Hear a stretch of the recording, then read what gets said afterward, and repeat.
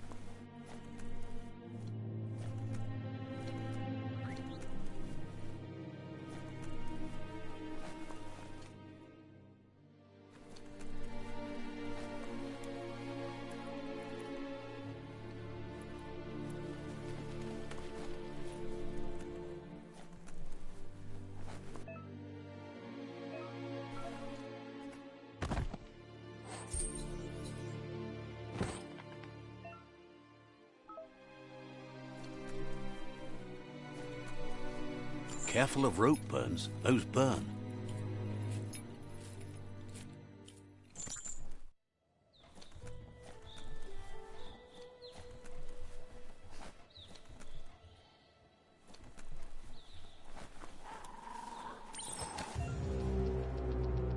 The oil sludges everywhere. To most, it only means death, but some have adapted to the new environment and changed with it. Evolution has its ways.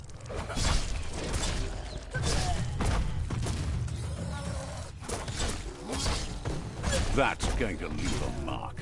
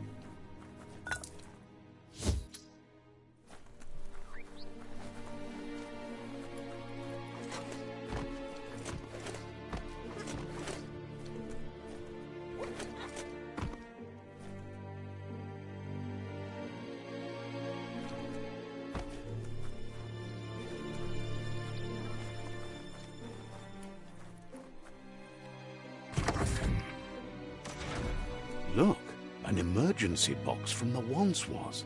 A rare sight.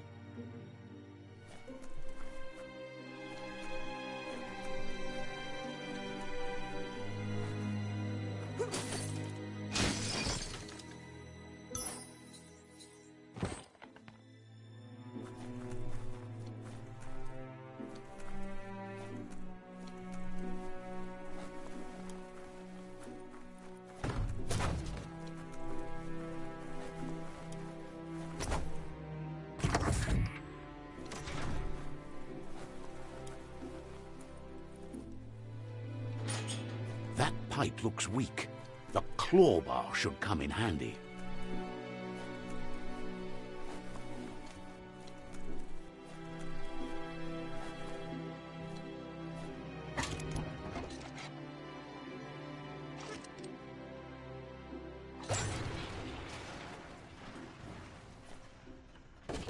Whoa! It's time to find a way out of this place. No, really, I mean it.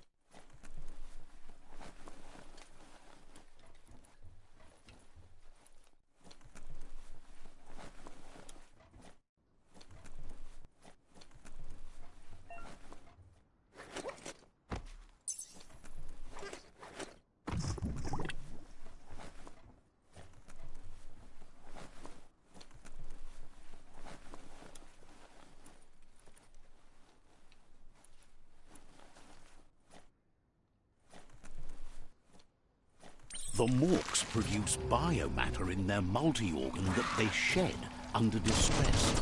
Blobs that affect the cellular coding strands of any living being when absorbed, including you.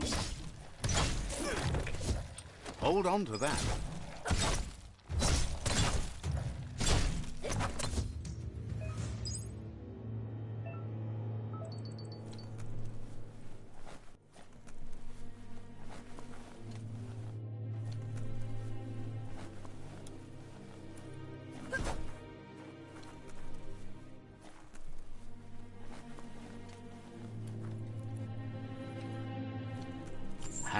Hand up, further you go.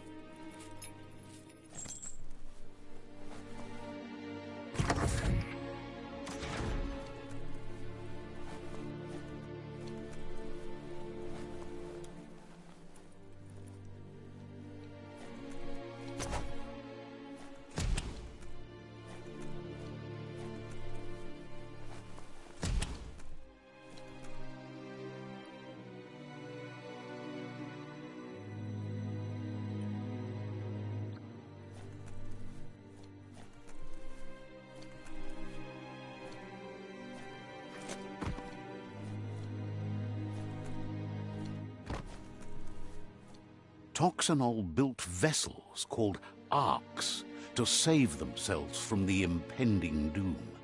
But was it too late? It is only from the flight logs of the single ark they left behind that we know other arks traveled through the sky and beyond. It seems those that came before us never lost hope in finding a new home for their kind.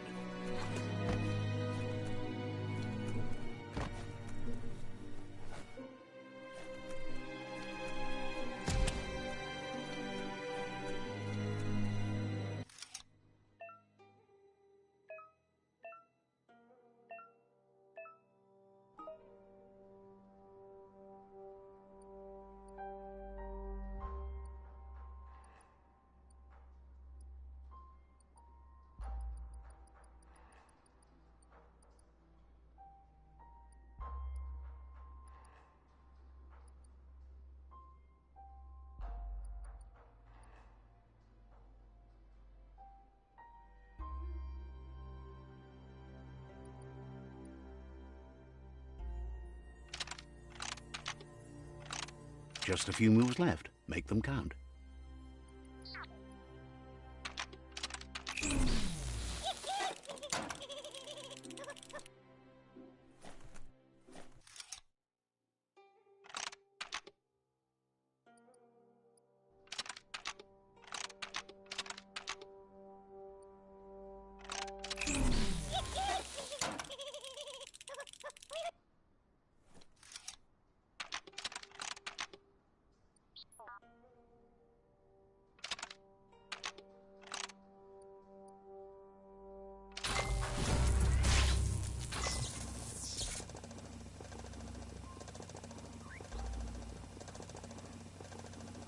There are few records of the chain of events that led to the big apocalypse eons ago, but it's clear the world wasn't prepared for how recklessly the Toxanol Corporation would make its mark on the world. Their rare earth mining and nuclear industries generated tons of waste, and without consideration for the future, they dumped it all in landfills until they ran out of space.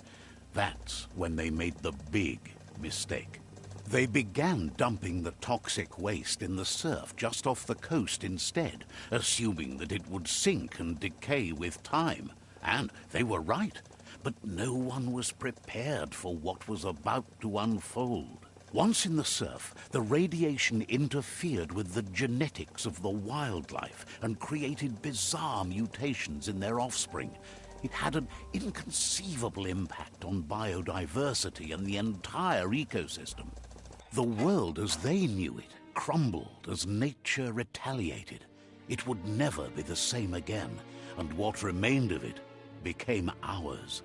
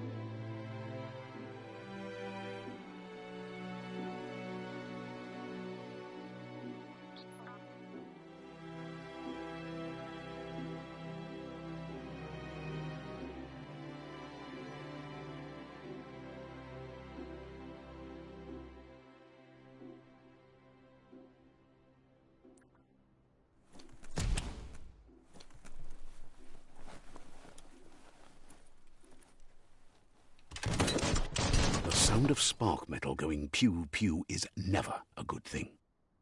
It's coming from behind that door. A warning label.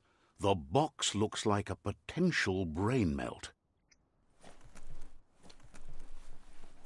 Need the right key?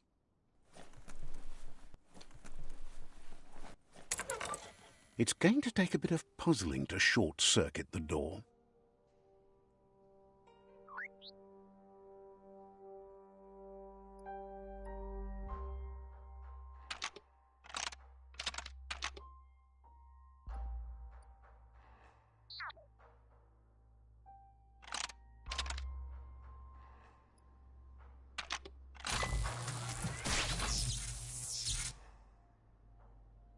There you go.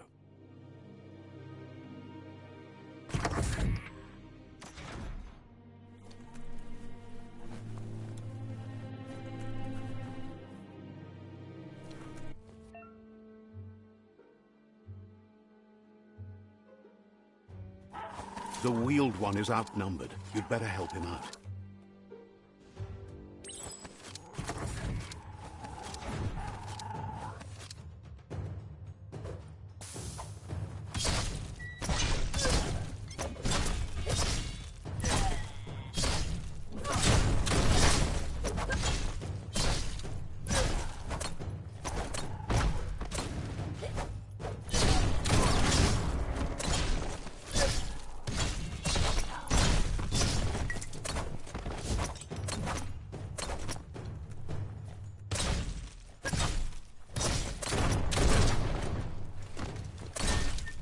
That's the last of them. Let's talk to the wheeled one before backup arrives.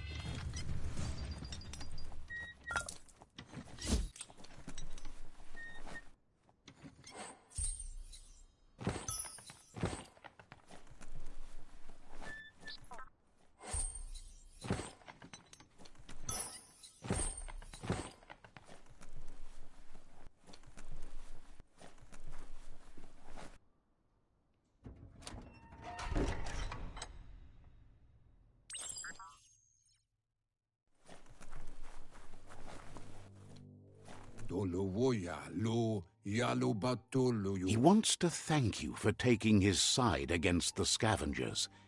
He sounds familiar. You just can't figure out why. He presents himself as out of date. He knows he's way overdue, but he hasn't given up. He doesn't seem surprised that you don't recognize him. You were just a child back then, the night everything changed.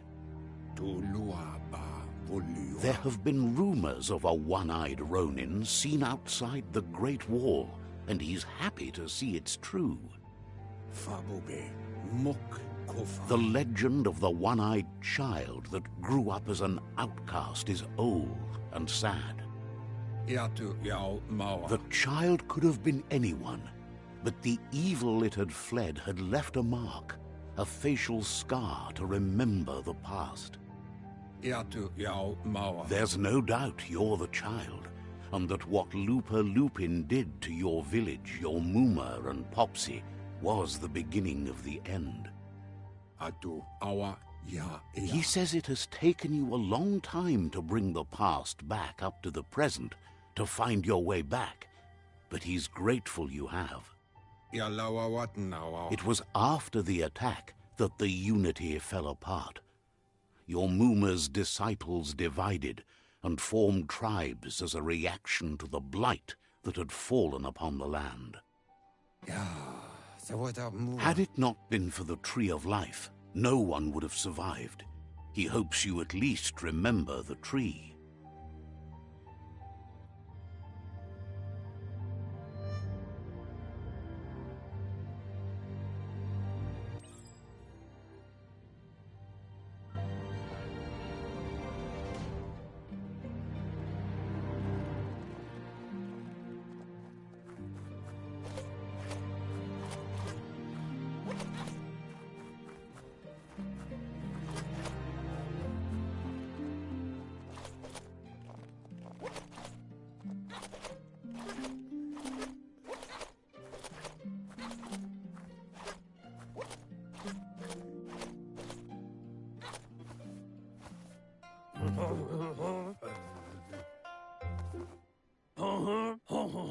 Asks if you were tired, as it's a bit of a hike here from the village.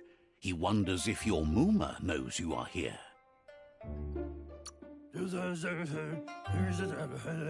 You're such a good child, so you probably did.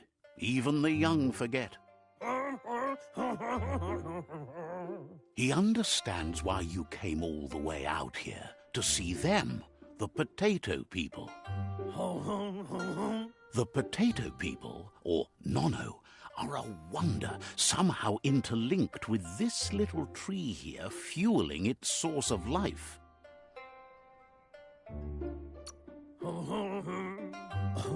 You might be right.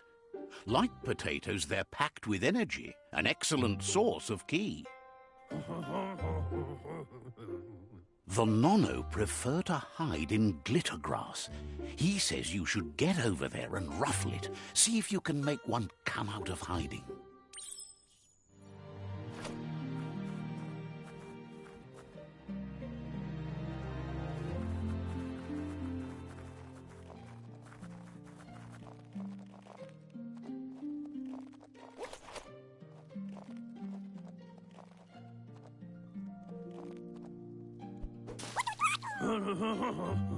You've found one. You should be proud. They don't come out for everyone. The Nono's ki energy is just what the Pensai needs to complete its cycle and grow into a tree of life.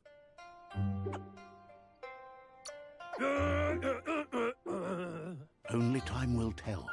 At least his intention is to dedicate his life to it. He has the feeling the fate of the world depends on it. You'll need to support the tree for a long time to come. The only way it'll grow tall is with the burst of ki released from the nono as they become one with the tree. You'll need a net to catch the nono, and he wants you to use his, but asks you to be gentle. The nono are sensitive beings, an embodiment of ki, the primal energy.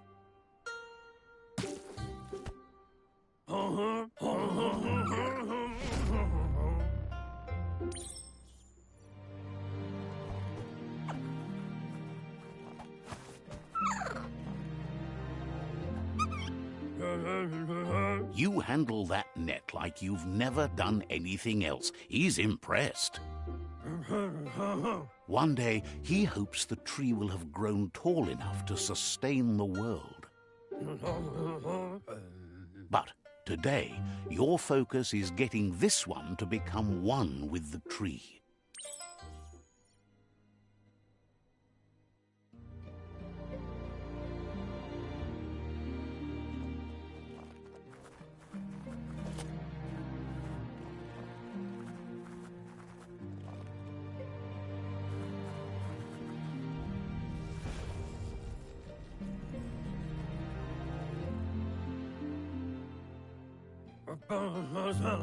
Now that you've seen the nono's connection with the tree with your own eyes, you have no reason to doubt.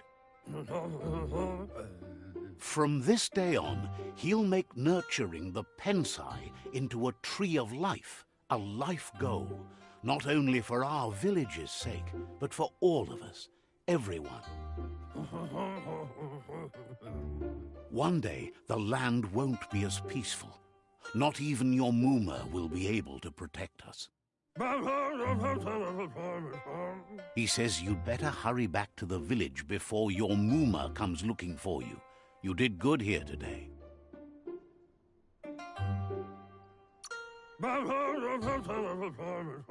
No, she's got lots on her mind and needs rest after the raid last night on the Lupin camp with her disciples. Wonders if they let the Predator family live or not.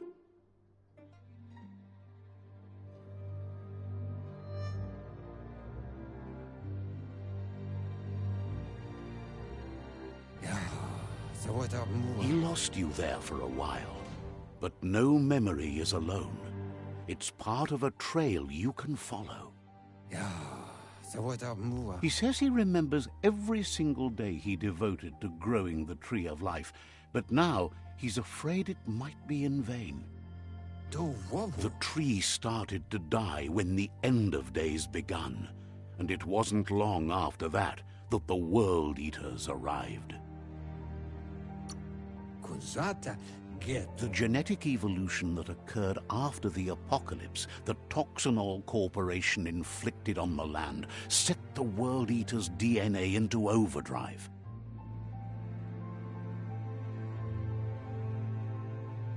His friend Gizmo is working on a Mekton and needs help defeating the Jumbo Puff at the end of the West Route. Wiz is still repairing his octopod to confront the Merc Puff that dwells deep down under the surface at the end of the Northwest Route. Noko has tamed the Midget and is preparing to take on the Hoof Puff at the end of the East Route. Finally, Goop is almost done with the Googlide, a machine able to ride the waves of the surf all the way out to the Porky Puff at the end of the route to the southeast. Out of Date says his friends are gearing up to stop the World Eaters. There's one at the end of each route. The road ahead won't be easy, but he's counting on your support. His friends aren't strong enough to end this on their own. He wants you to understand that you'll all die if the tree isn't saved. Regardless, you'll meet again once you've played your part in the tribe war and the situation with the World Eaters.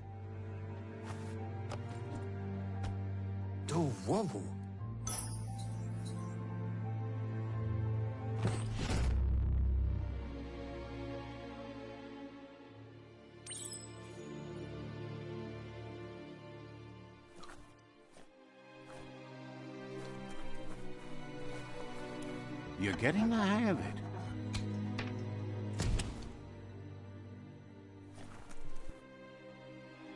Quickest way out is through the roof where they came in, and the rope looks strong enough to climb.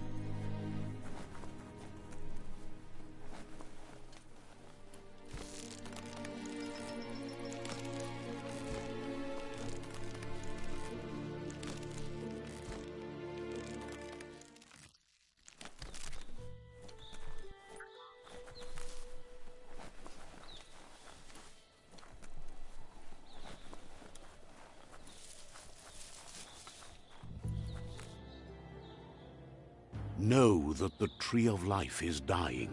Its days are numbered. Without help, it can't endure the environmental change and assault from the World Eaters.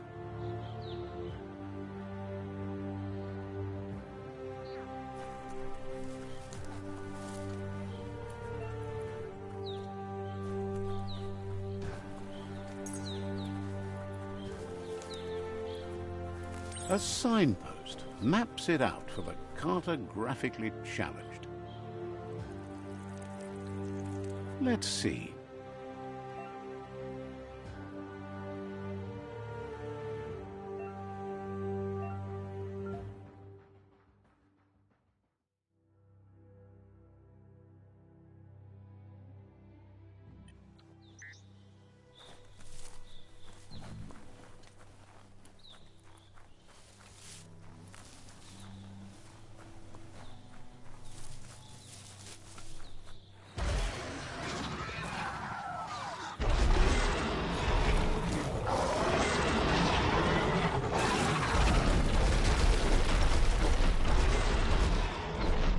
Must be the World Eater that chewed off Out-of-Date's leg.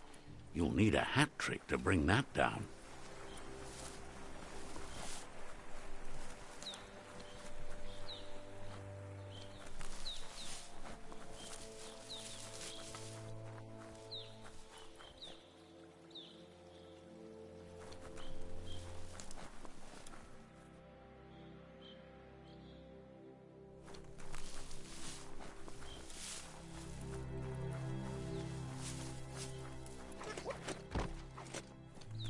It's a bridge. Just get over it.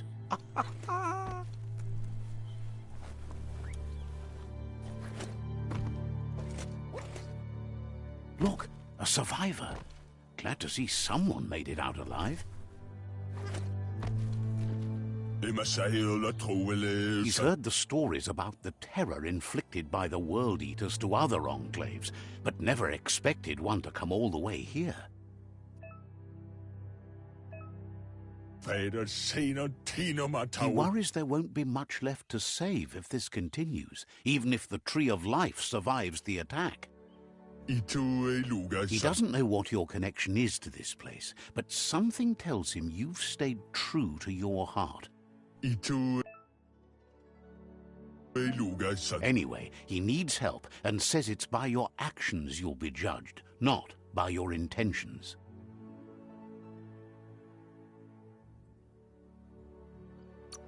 He's grateful for that. You still seem to have a spark of light in you.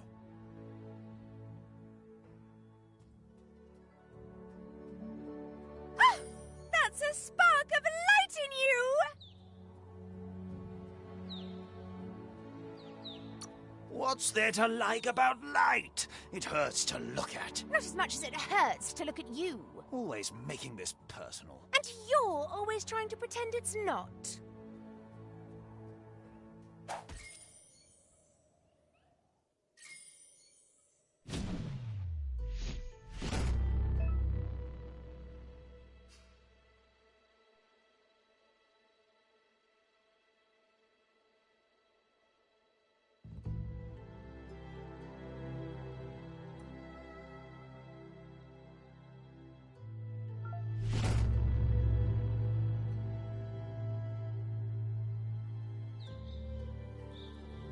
There's Out of Date again. He must have missed something important.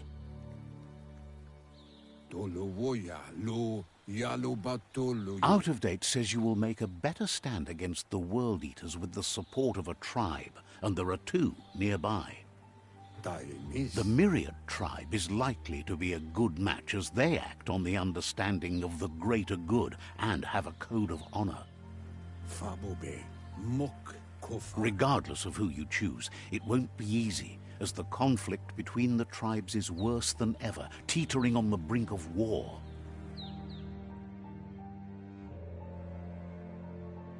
The Myriad's conviction to stop the World Eaters began when the Leviathans rose from the depths of the surf. Siding with the Myriad's movement for wholeness in a fragmented world might seem like the logical thing to do, but is it the right thing? One thing's certain, though. Destiny arrives all the same.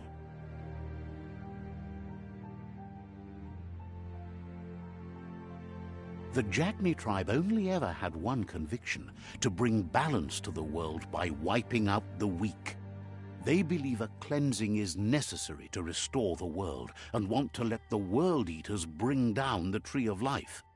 But siding with Jagni isn't necessarily a bad thing. Fate will find a way.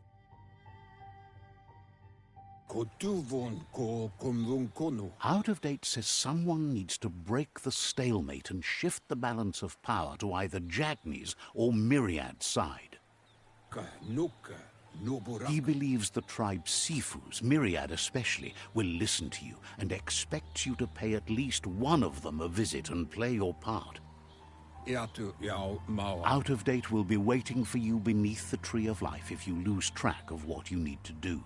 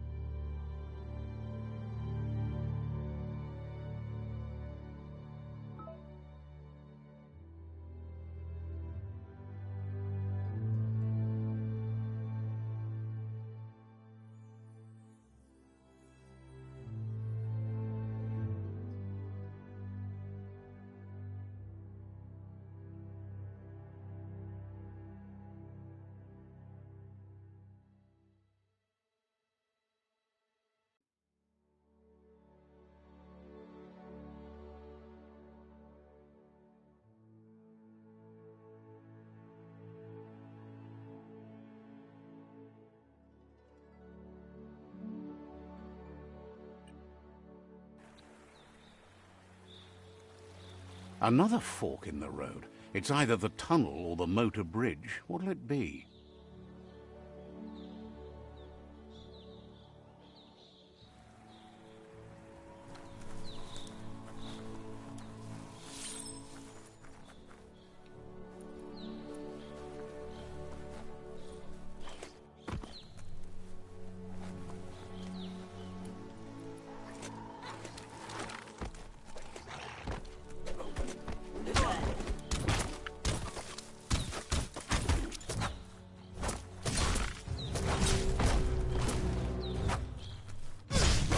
Ching!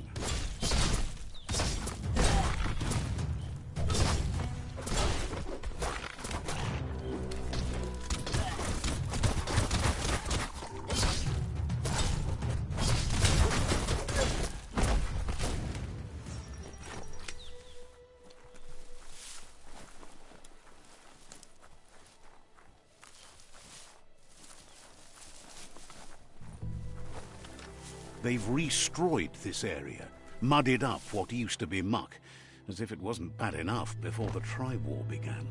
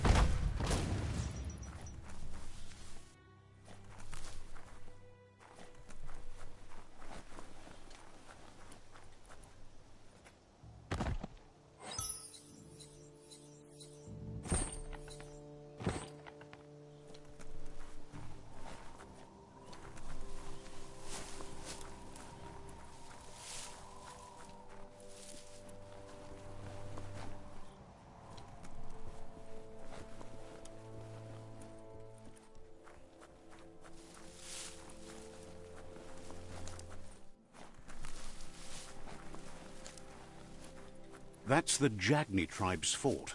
Their friendship can be a blessing or a curse. It's up to you. You're either a part of their solution to the tribe war or part of the problem.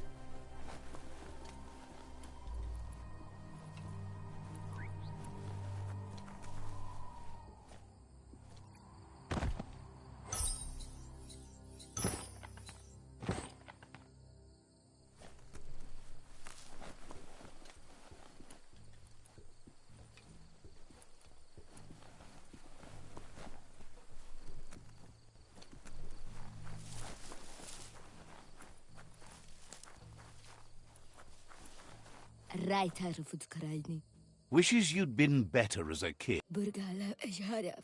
Says they're wary of strangers. They're at war.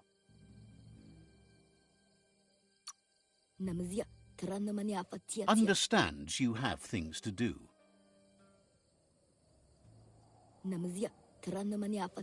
Says they're cautious of non-allies.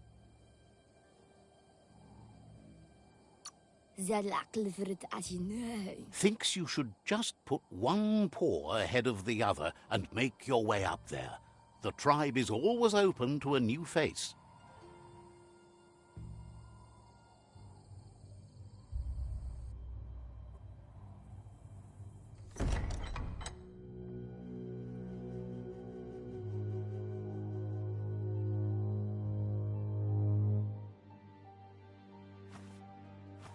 Zata idzie mój do tloho.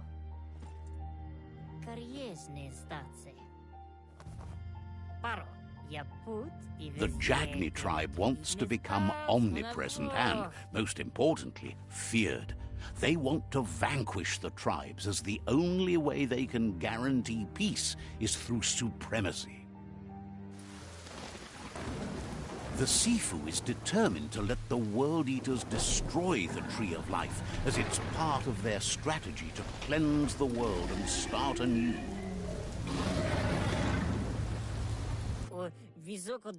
He welcomes you to the Jagni fort and introduces himself as the tribe's Sifu. The news of a cold-blooded Ronin crossing the Great Wall through the crack in Bunker 101 preceded you. He's referring to your rampage through Bunker 101. It seems you don't mind a bit of blood on your hands. That's something you have in common. There's something about your spirit that sparks memories of you as a kidling. He can still sense you're kind-hearted. Sometimes one memory can make another come to life. He hasn't thought about your Muma for ages, even though she taught him a lot. He was one of the original Wang Fu disciples. Your Muma invented Wang Fu. Originally, it was based on unarmed combat and the 6 weapons: the boomerang, the shuriken, the bow, the staff, the nunchuk, and the hook and chain. Jagni doesn't want a new unity between the tribes. Their goal is to become omnipresent and, most importantly, feared. Says there is some darkness in the best of us, even you, and suggests you embrace that side of you and help them vanquish the tribes and let the World Eaters destroy the Tree of Life.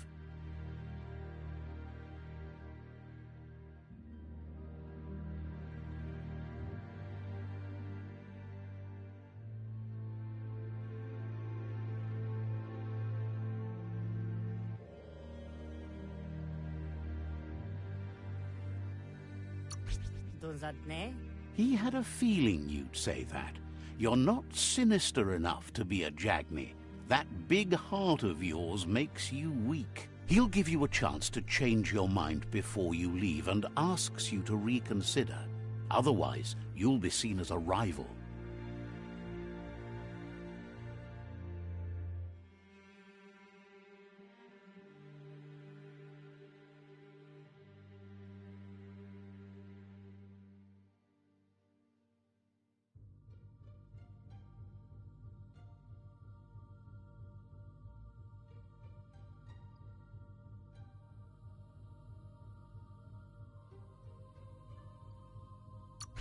Vlada. He recognizes you sometimes need to challenge your mindset to make up your mind. You're a Jagni ally now. Orsikan. The Sifu was waiting for something to tip the balance in their favor, and with you by their side, he's confident you can vanquish the other tribes. The one he wants to deal with first is the Myriad tribe.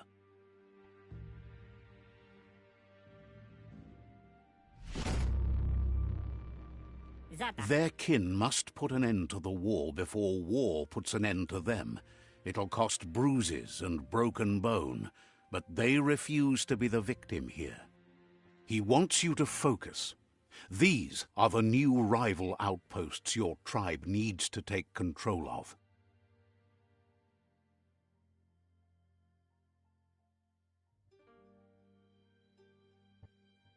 He says you'll regret not being on their side.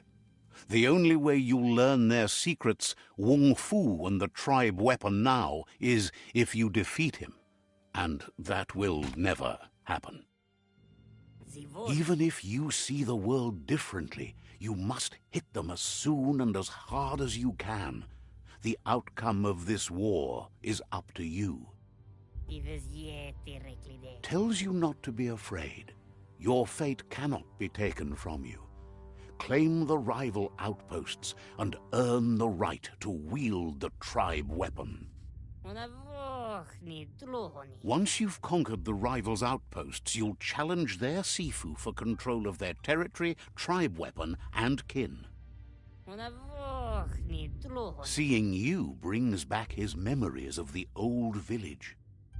He remembers your kind and unselfish soul, and can sense you still have it in you, the will to do good. Anyway, you'll pass your old village on your way to the first rival outpost, but we've got no time to be sentimental. War doesn't wait.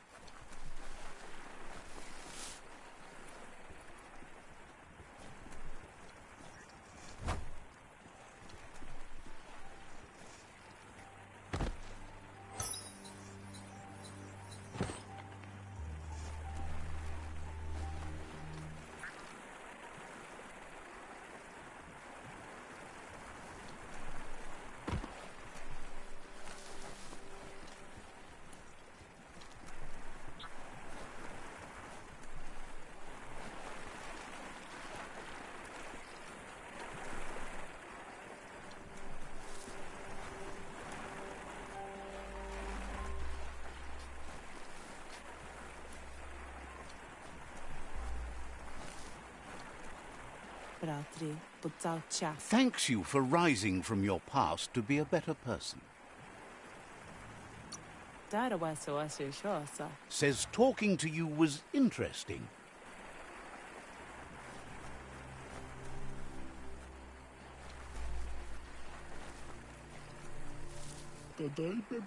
Crows about helping you take apart all the nests and picking the world clean for the Jagni tribe.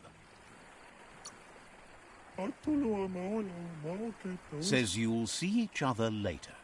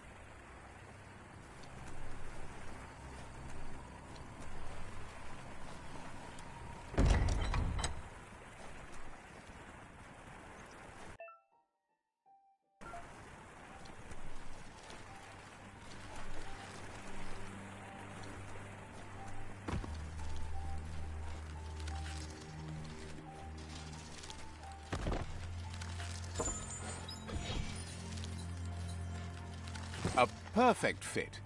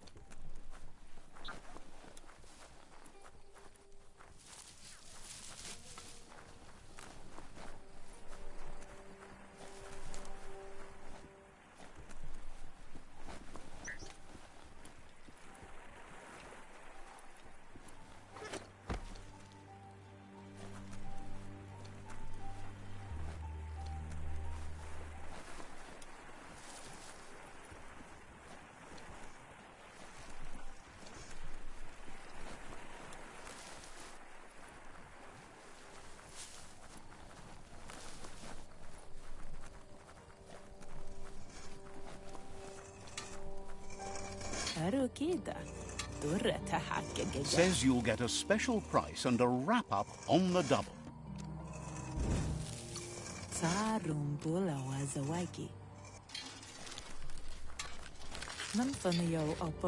Peddler is eager for you to have a look at the wares. Can sense you want to practice your skills at bartering.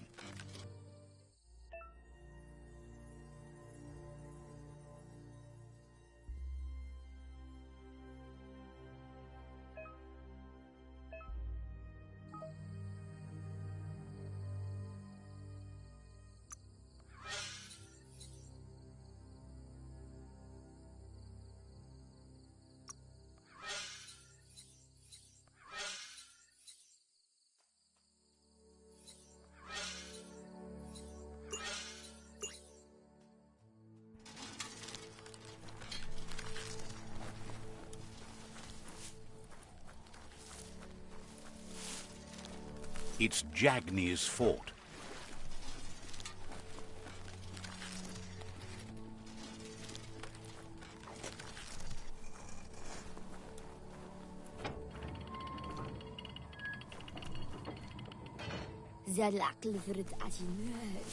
Says it feels strange to see you wandering about. Let's see.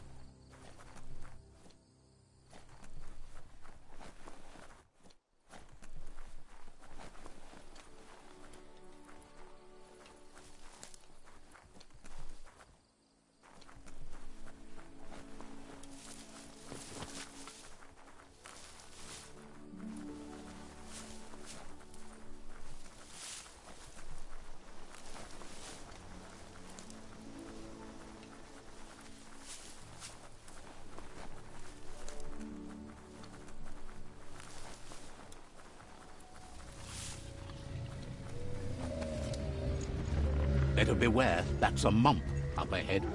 They were hit hard by evolution, the wonky ones especially, deformed and unfurred.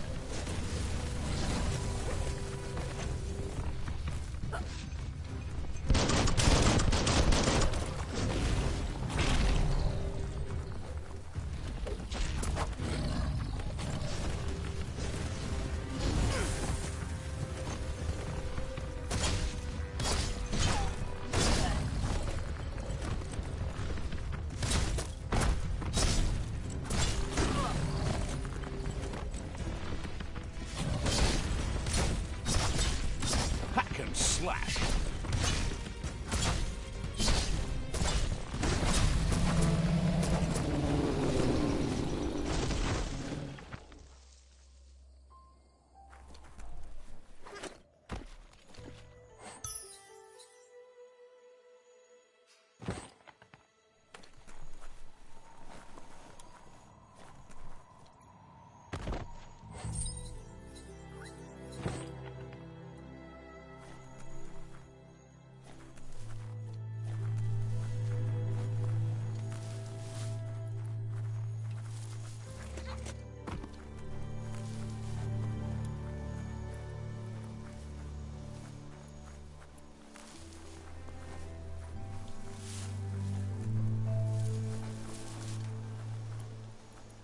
Time is lost on this place, but it evokes a tingling sensation. There's something special about it, drawing you closer.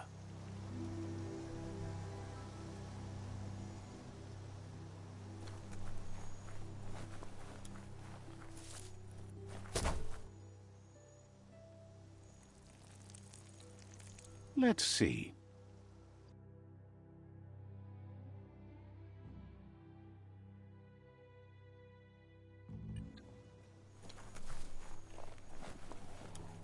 As time passes, memories fade, and sometimes feelings change. It's not about who you were, it's about who you'll become. This story is far from over.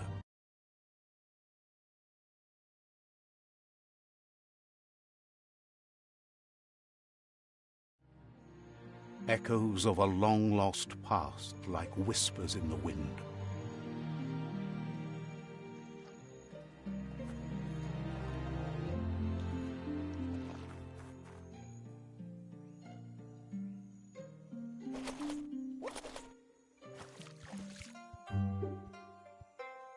Here's someone who takes each day as it comes.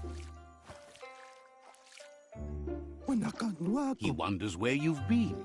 He hopes you've been out at the lake, practicing your swimming technique.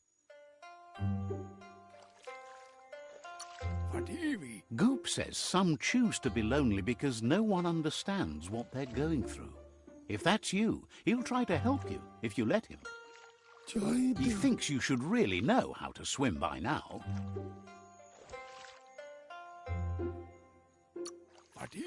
Why not? There's no better time to do what needs to be done than right now.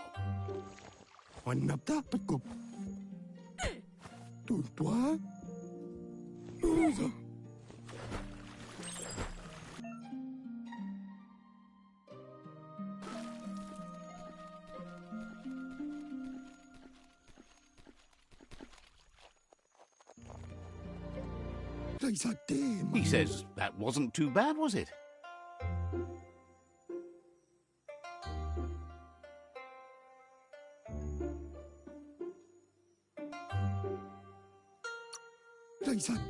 At least you learned that you'll drown if you don't swim.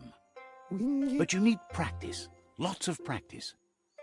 Judging by your Mooma's look, it seems you forgot something. You promised you'd train with her before the sun goes down. It's time to go.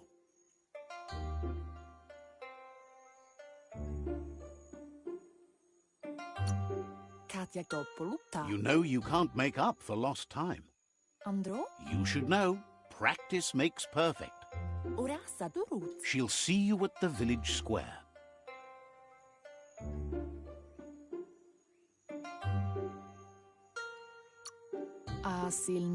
She says that's good. With a passion for learning, you'll never cease to grow.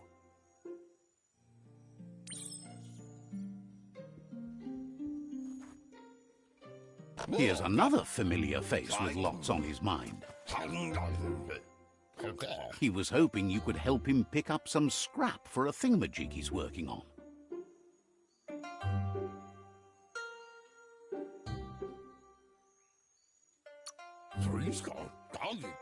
He's happy to hear that from someone that's a part of the coming generation.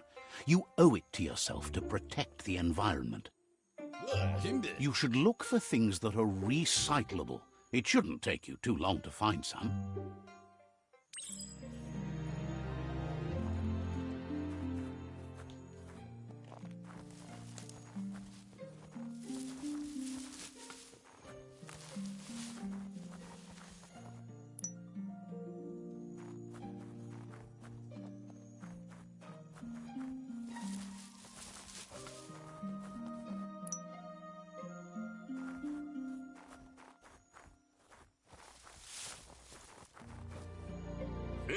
He wonders what usefulness you found.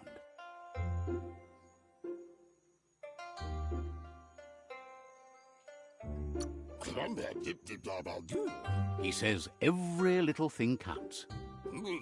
He can work wonders with almost anything and asks if you know how to upcycle.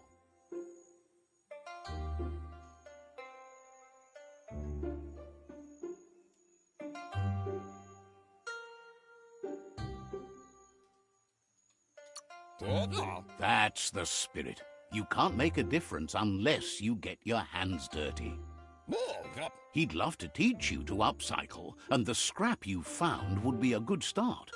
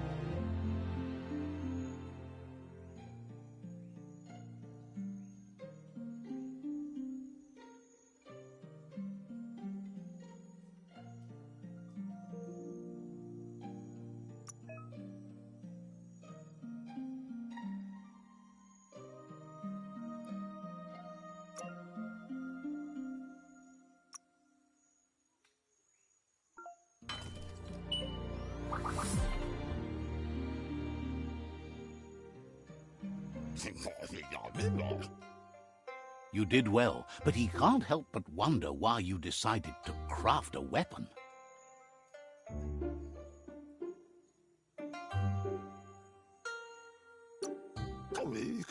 He appreciates those able to deliver a sharp remark. He's looking forward to seeing what you'll make next. It seems you have a talent for this. It looks like she's starting to lose her patience. You know she doesn't like waiting for you. She wants to see you on the village square right away.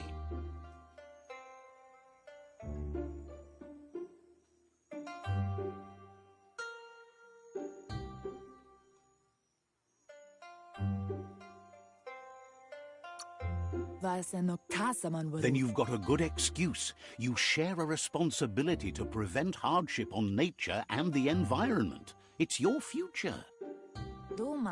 She wants you to grow up and start thinking for yourself. You really need to find yourself before she's gone.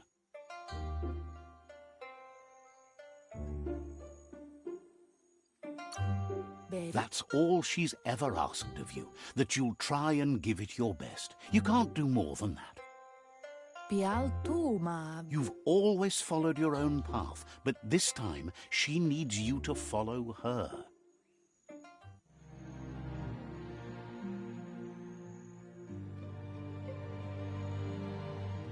They look determined. Better watch out. He asks you to stop right there and wonders where you think you're going.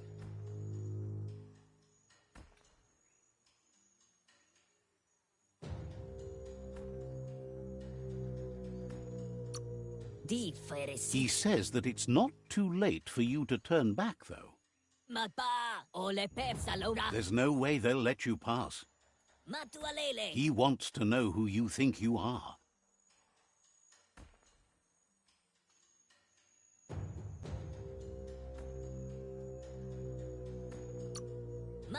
You'll have to face pain at some point.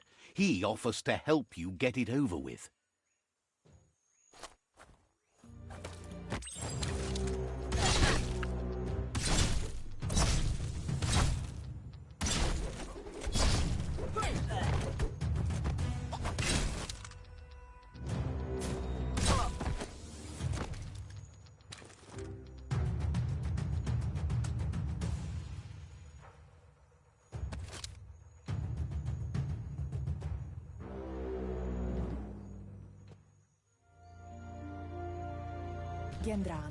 She asks if you're hurt. What happened?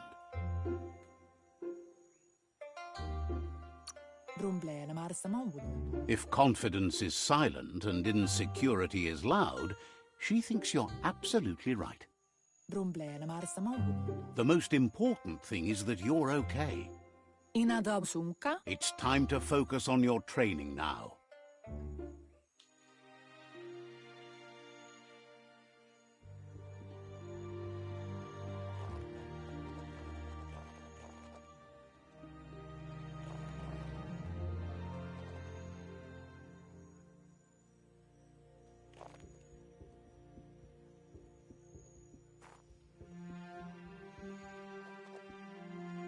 Here's someone close to heart, doing what he does best.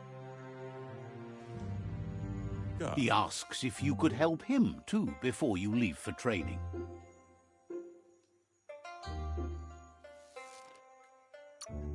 He'll talk to her, sure, but you know she wants you to accept responsibility for your own actions and future. He suggests you get going and find him gadgets and ideas for how you can upcycle some old fabrics.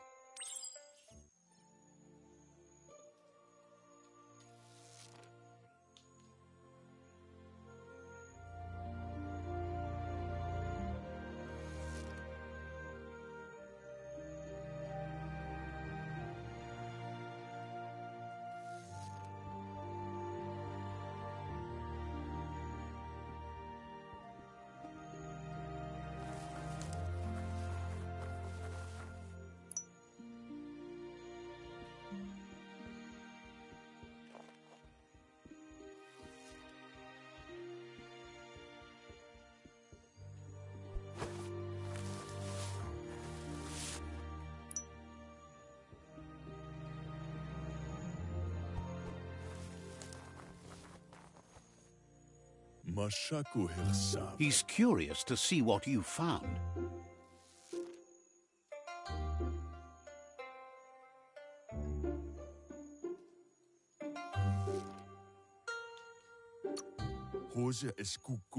He says whatever it is, it shouldn't be left forgotten at the bottom of a pile of recyclables. He says it's about time you learned how and offers to teach you, starting with the scrap you found.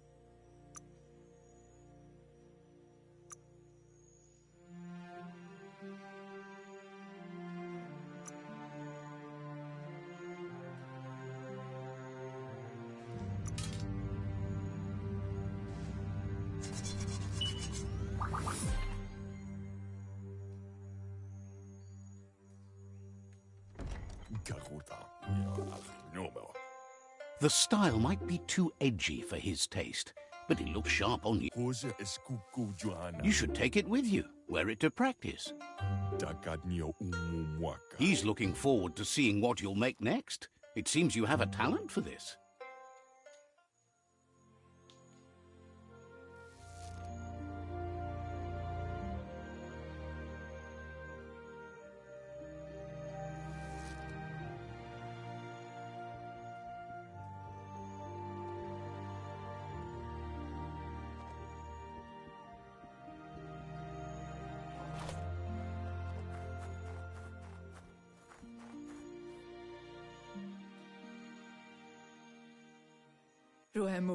Your Muma says it's about time you got here.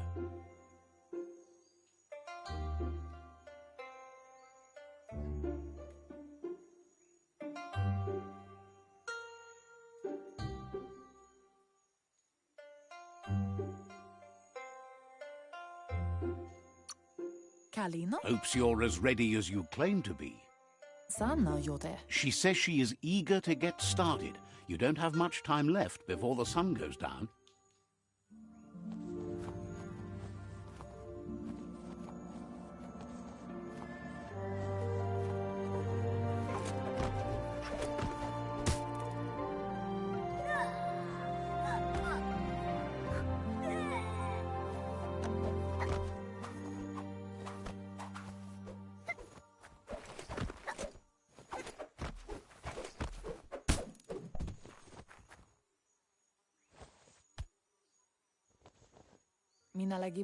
Your Muma says you did well today. She's so proud of you. Kalina? That's all she's ever asked of you. It's intended. Been working on a present for you, with the help of Gizmo and Wiz. You should go see him and find out what it is. You've deserved it.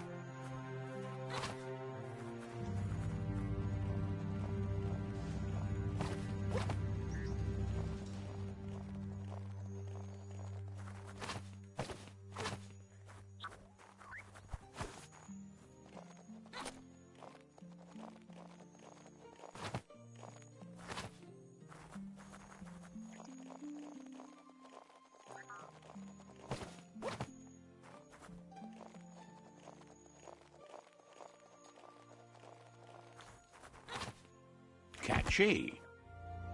Sadurutu. Your Muma says she's never seen an apparatus as green as this little thing. It's wonderful. Yo no massaman baru. A piece of Scraptronics like this has built-in old-world tech that makes it a potent communication device. Mustiki muka. It's called an automaton, and it's hardwired to your DNA. It'll follow wherever you go and see whatever you see. Asana yotutupu. Says it's not a record keeper, more like a companion. Asana yotutupu. Your Muma says you look tired. No wonder. It's been a long day.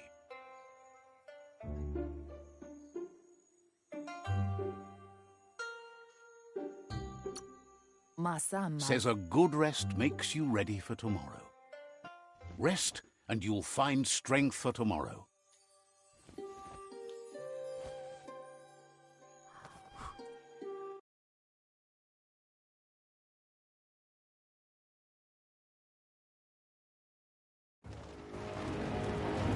Nothing could stop Lupa Lupin from setting the world on fire. Antoro. Can't see. Come on. Your Muma urges you to blaze a trail.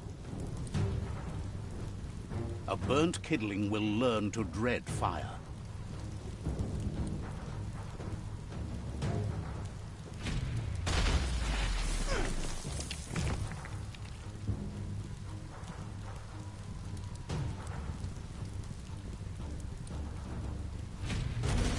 Give it a last burst and you'll make it.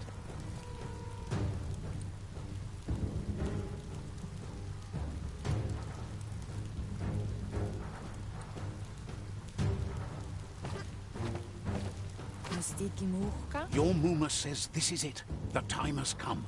She must fight Lupa Lupin. This time there's no escape. She can hear him coming. Puri kumbala mu. Whatever happens, you need to know she loves you. And everything she's done has been to protect you, your Popsy, and those she was chosen to lead. Here it comes. The past coming to haunt the present.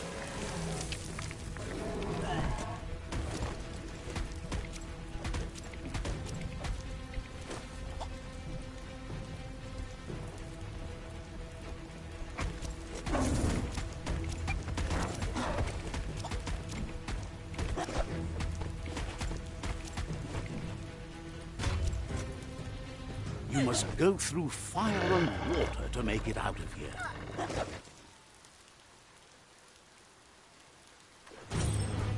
Your Muma says you can make it if you believe in it. Where she goes, you go. Blood is thicker than water.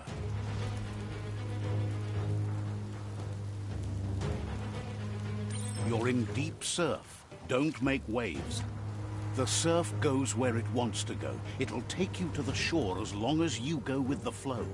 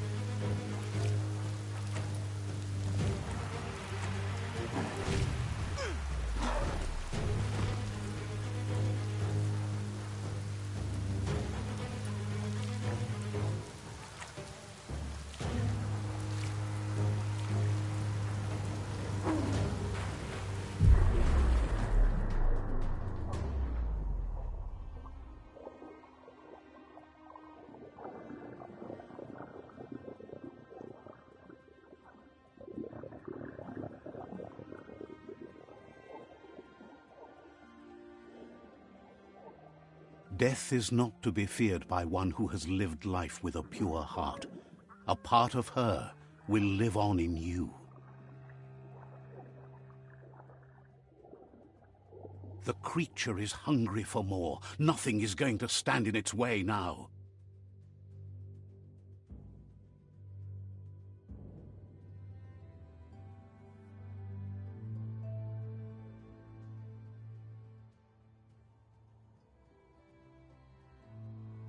If a sacrifice is made for someone else, it's not lost, but passed on to the next. Life must go on. Real sacrifice comes from love and necessity when all other options are exhausted. The ultimate test of conscience is the willingness to give up anything to save what you truly care about.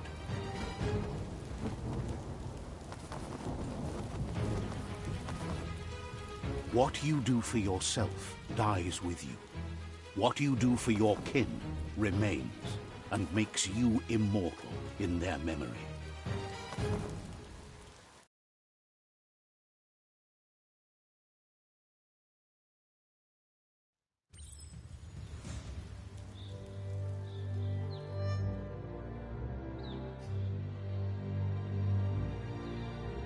As the moment fades and is lost, the only thing that remains is loneliness. It doesn't mean you'll forget your past. It simply means you need to move on.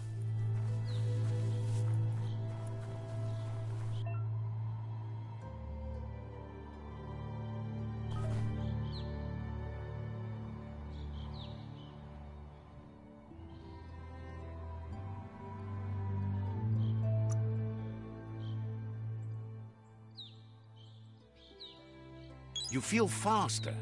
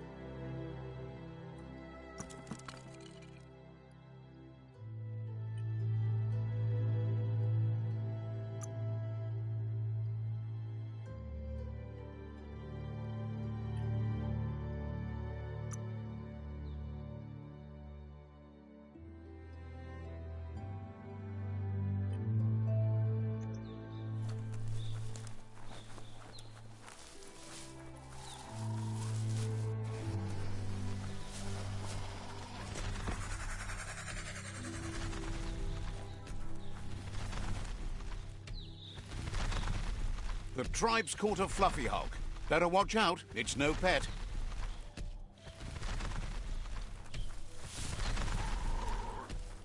They couldn't keep it down. Fluff hulk's on the loose.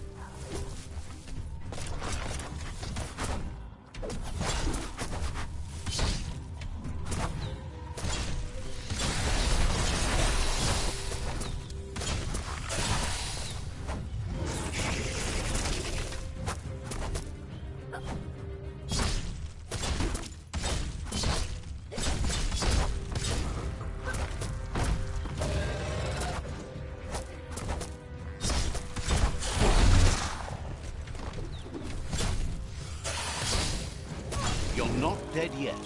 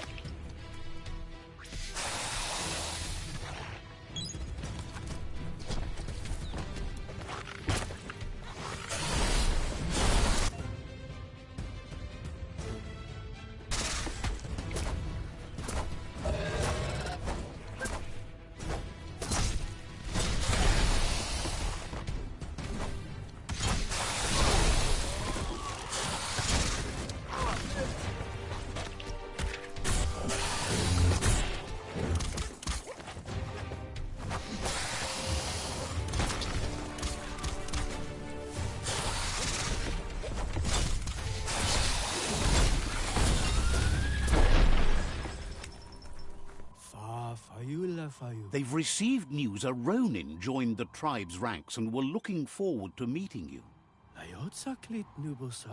A group of Jagni warriors are already waiting for you at Myriad's Vespidut outpost. You should hurry there and help them storm the outpost.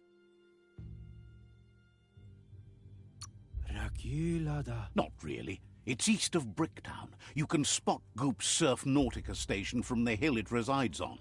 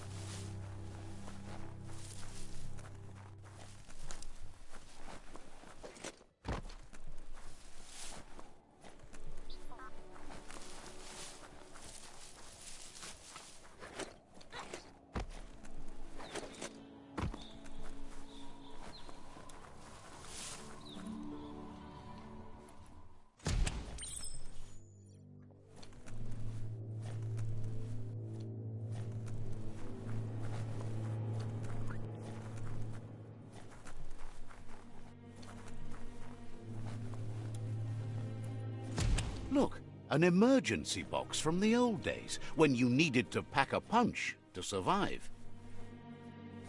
Wow, bet that knuck makes a tight fist.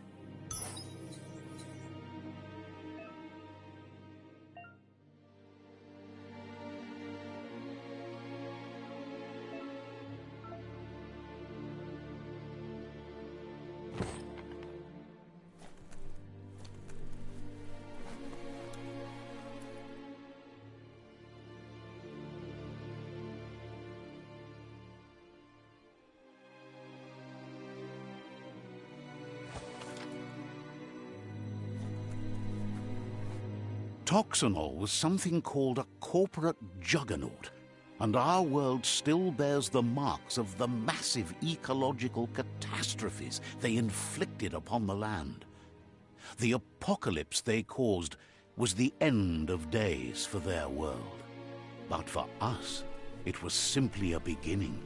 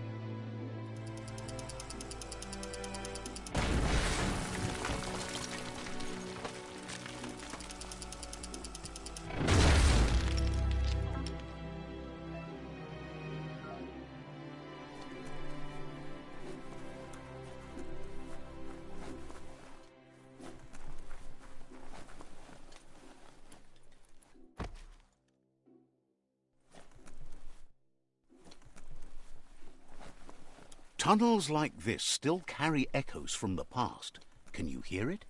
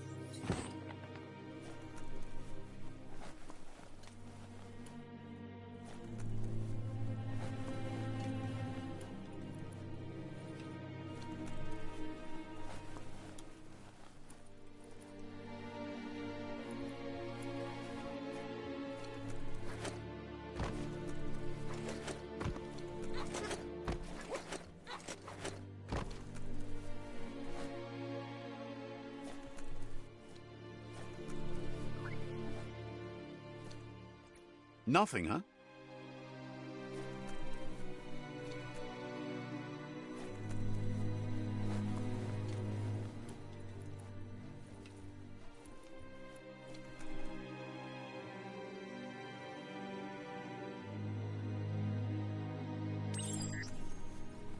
That notice board? Filled with the leftovers of used-to-be wants. You're getting close to one of those old Toxanol brick towns. Pay attention. The Toxanol Corporation made this place, and then just threw it away when they were done with it. Toxanol never cared about the waste. as long as they didn't have to pay to clean it up. There must be a track somewhere in this brick town. Just hope it's not buried.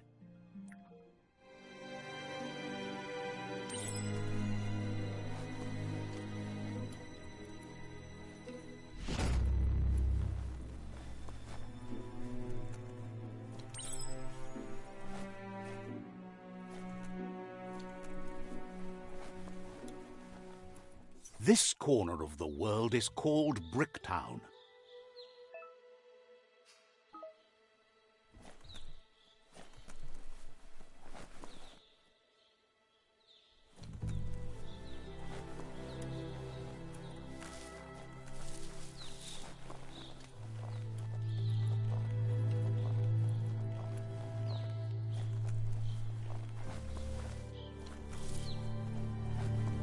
You found the track! Amazing it wasn't destroyed. So much of this place was just discarded. Lucky the track somehow made it. No, it was never nice. It was new once, but that's not nearly the same thing. Just being new never lasts. The tracks moved on from Bricktown, and you should too.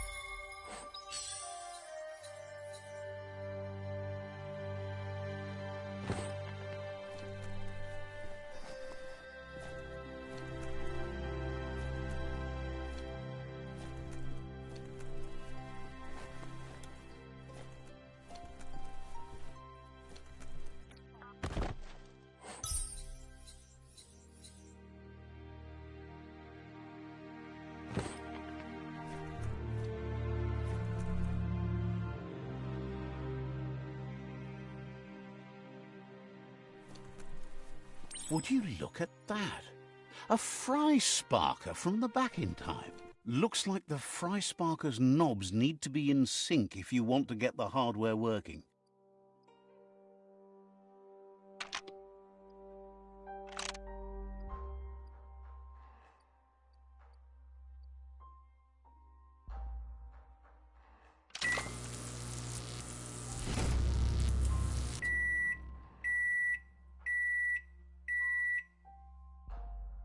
It's a fry sparker mindset. Boom, you got something. It's not exactly what you wanted, but you got it right away.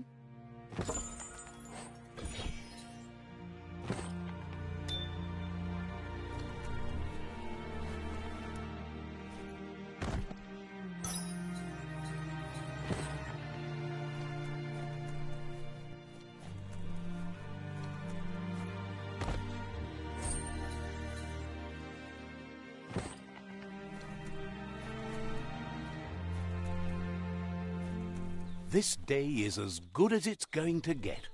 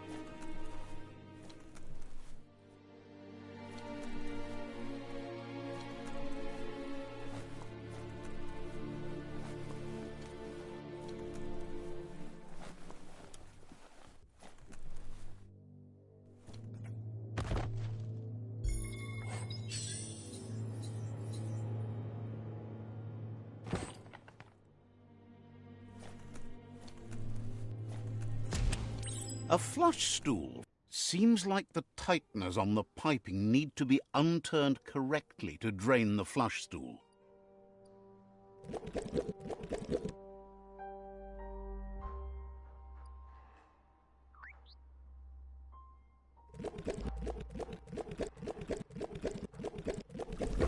That's what you could call a wet disaster.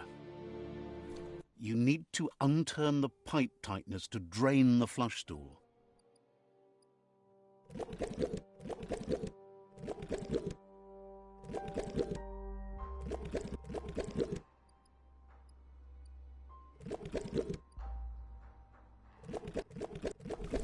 That's what you could call a wet disaster. You need to unturn the pipe tighteners to drain the flush stool.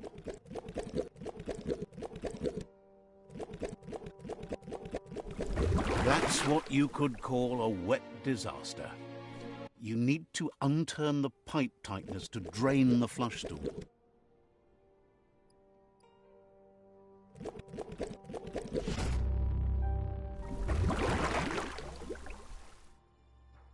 That's the kind of trouble you really want to wash away.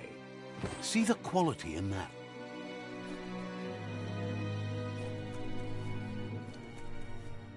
The day almost makes you want to smile.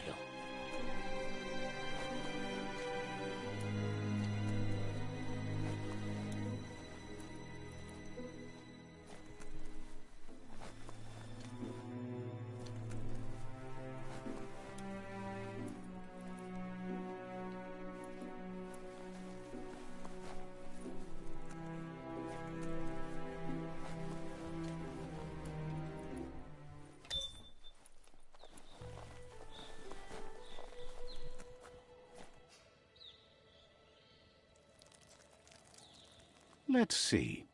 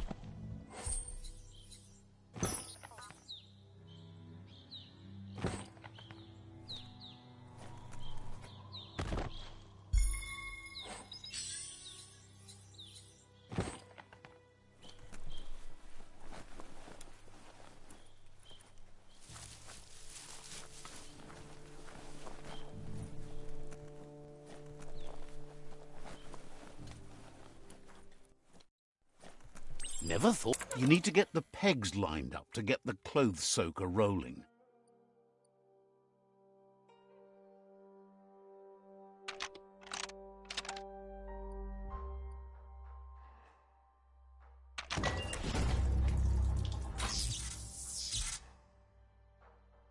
You really put a spin on it.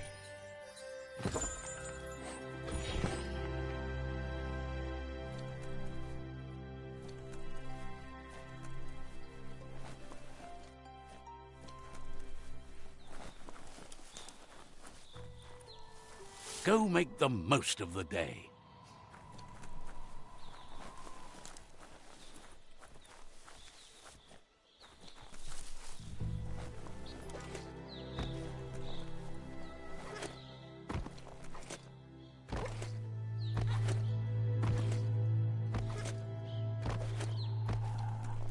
It's Peekaboo Park. Young ones love this sort of place.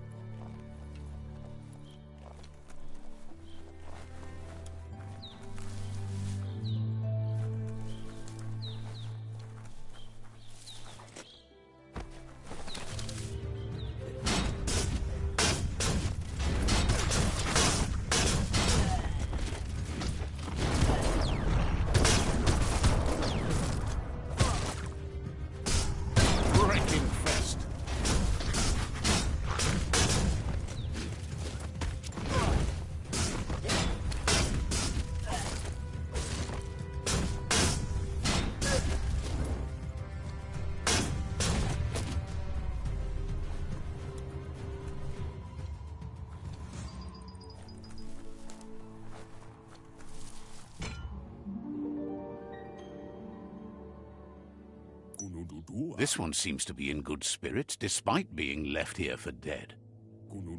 Has heard that you have a sense of compassion and trusts it's in your nature to help those in need. Asks you to do the right thing for the sake of your conscience. It's only through your inner conflict you're held accountable for your actions. Is surprised you chose not to help. Feeling good is not the same thing as doing good. Yes, that's the way. No arguing with that.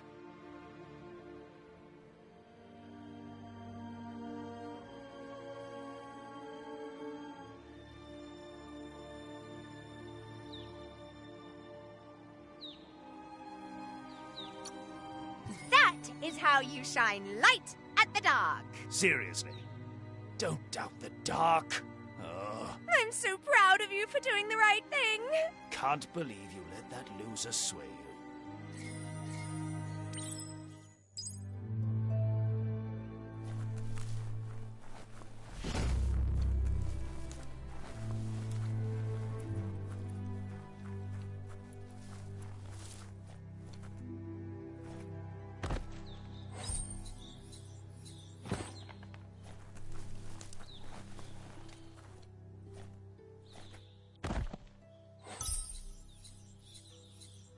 Everyone loves a good hat.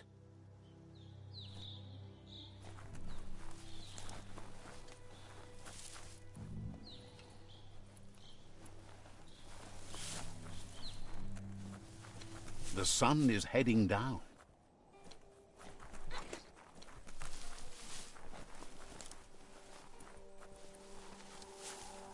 That's a myriad tribe outpost.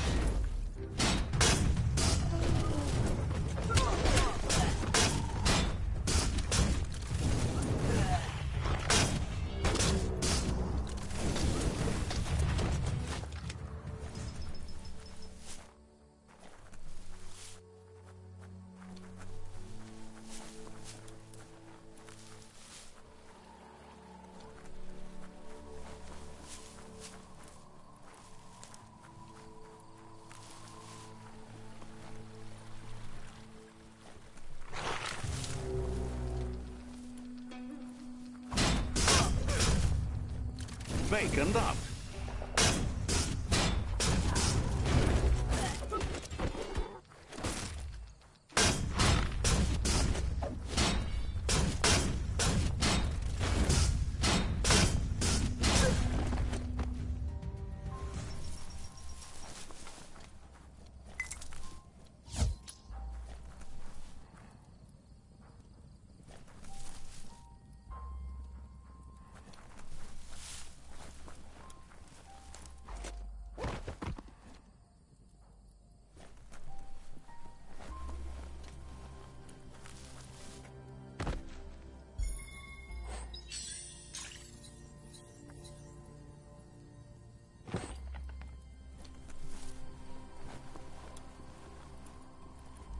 The Vespidat outpost, long-time home of the Myriad tribe.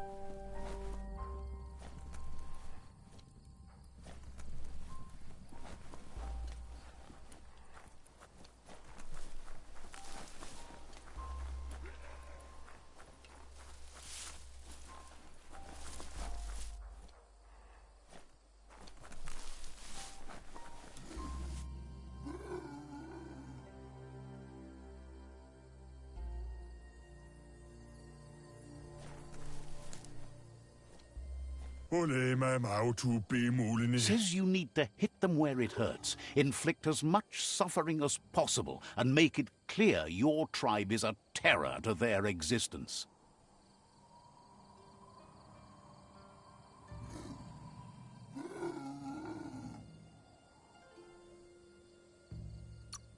Clearly, you haven't come here to waste time.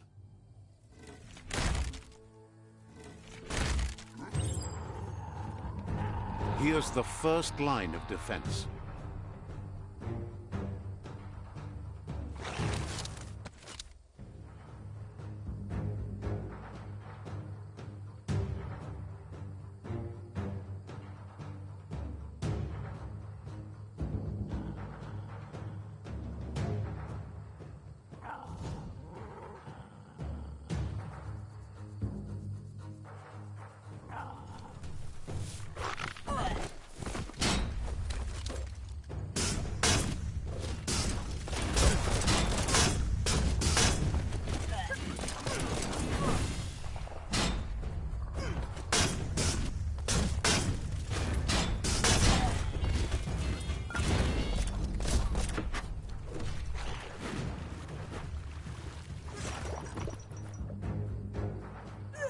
That's a bomb lobber.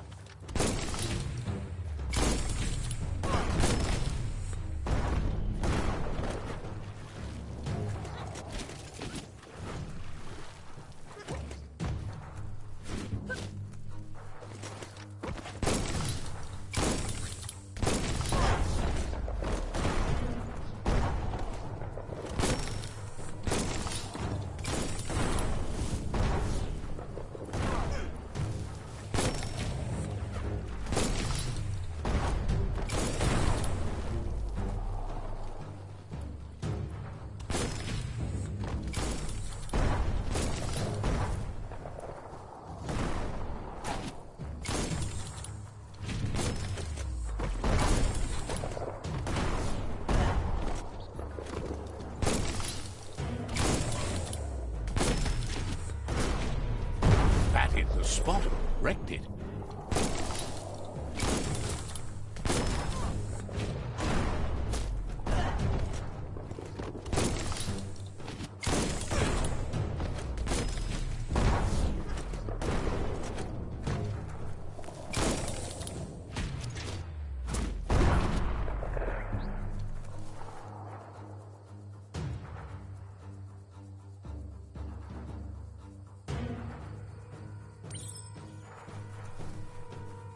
Give those twirly wheels a turn.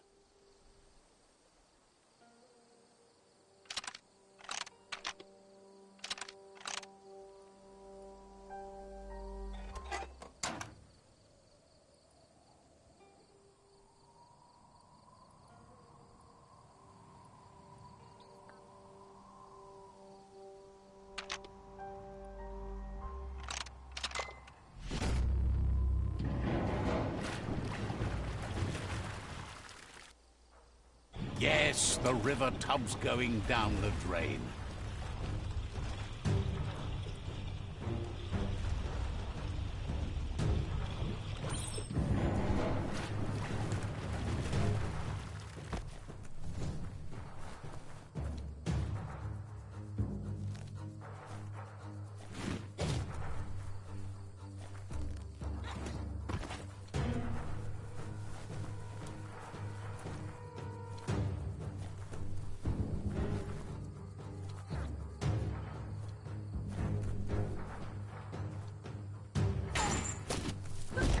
Keep going.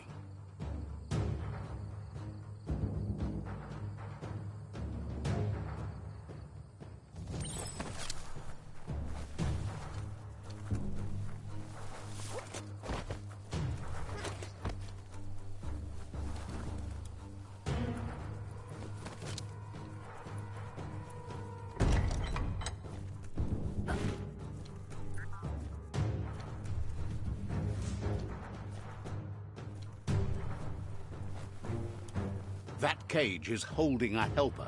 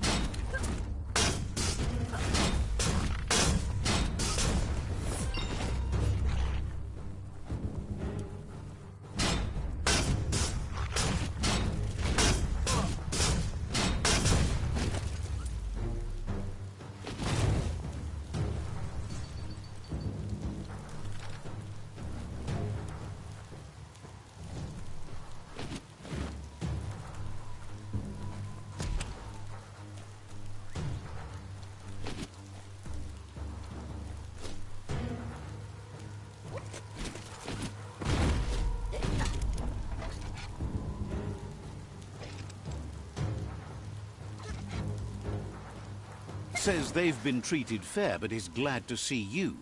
Hopes you'll treat the rivals with the same respect they treated them.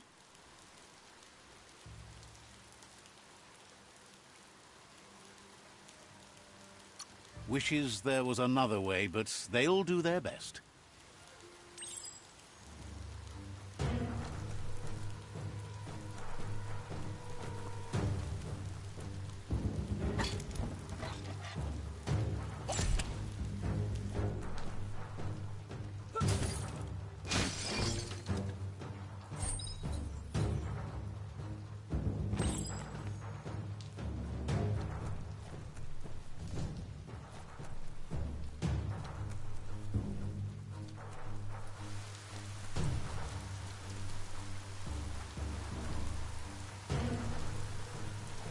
A sharpshooter.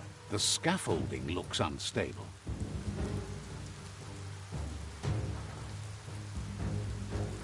Better stay clear of the red ray. Here's the second line of defense.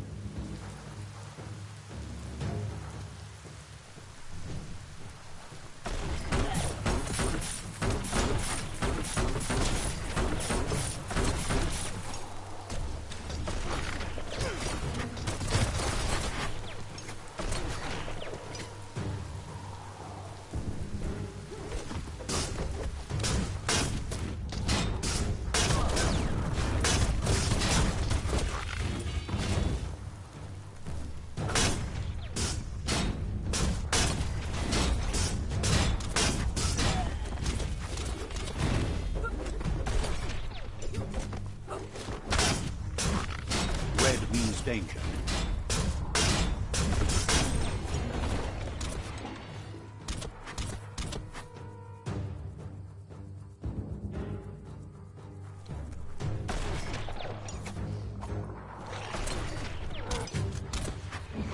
Timber.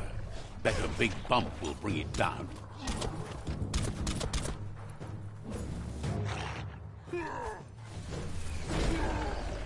Switched off the light. A barrel shoot. Smack it to get a barrel out of it, then hit it toward the gate and blast it.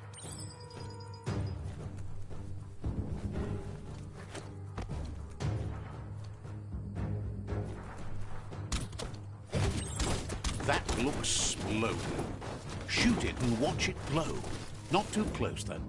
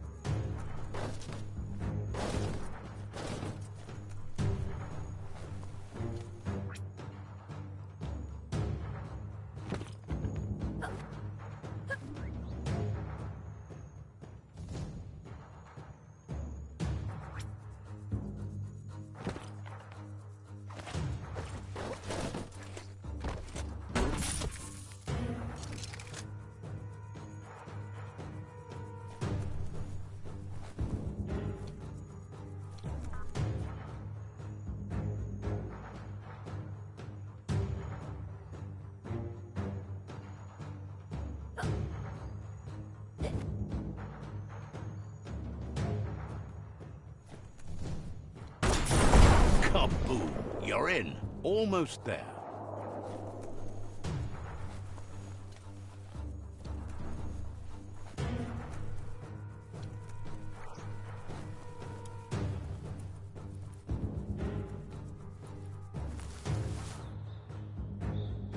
The outpost belongs to your tribe now.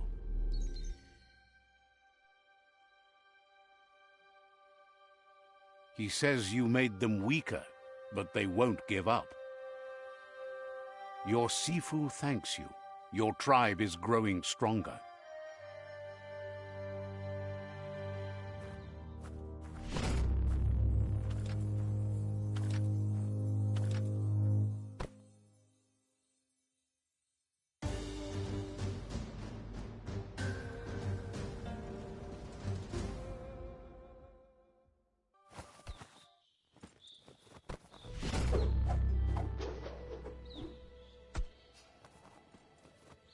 Ale. Says you did a great job capturing the outpost. You've earned the privilege of carrying the tribe's weapon.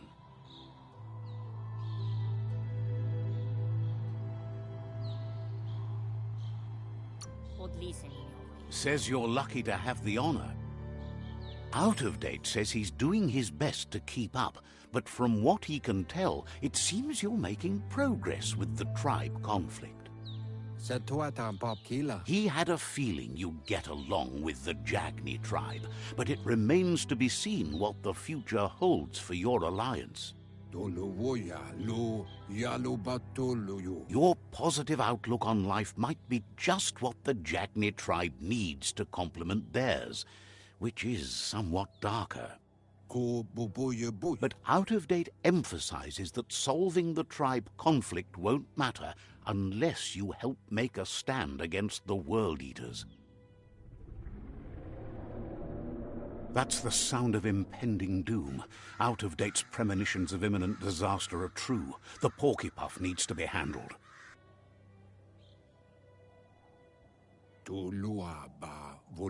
He says the time has come to confront the Porcupine at the end of the East Route. Goop is working on making his goo glide strong enough to break the waves out to the World Eater.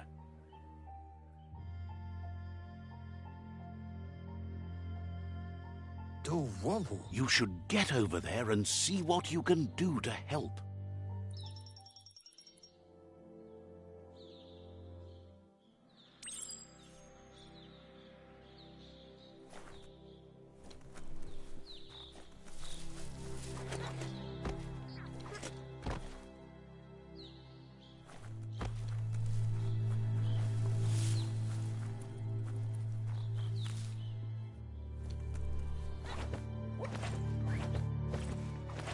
It's a brand new day.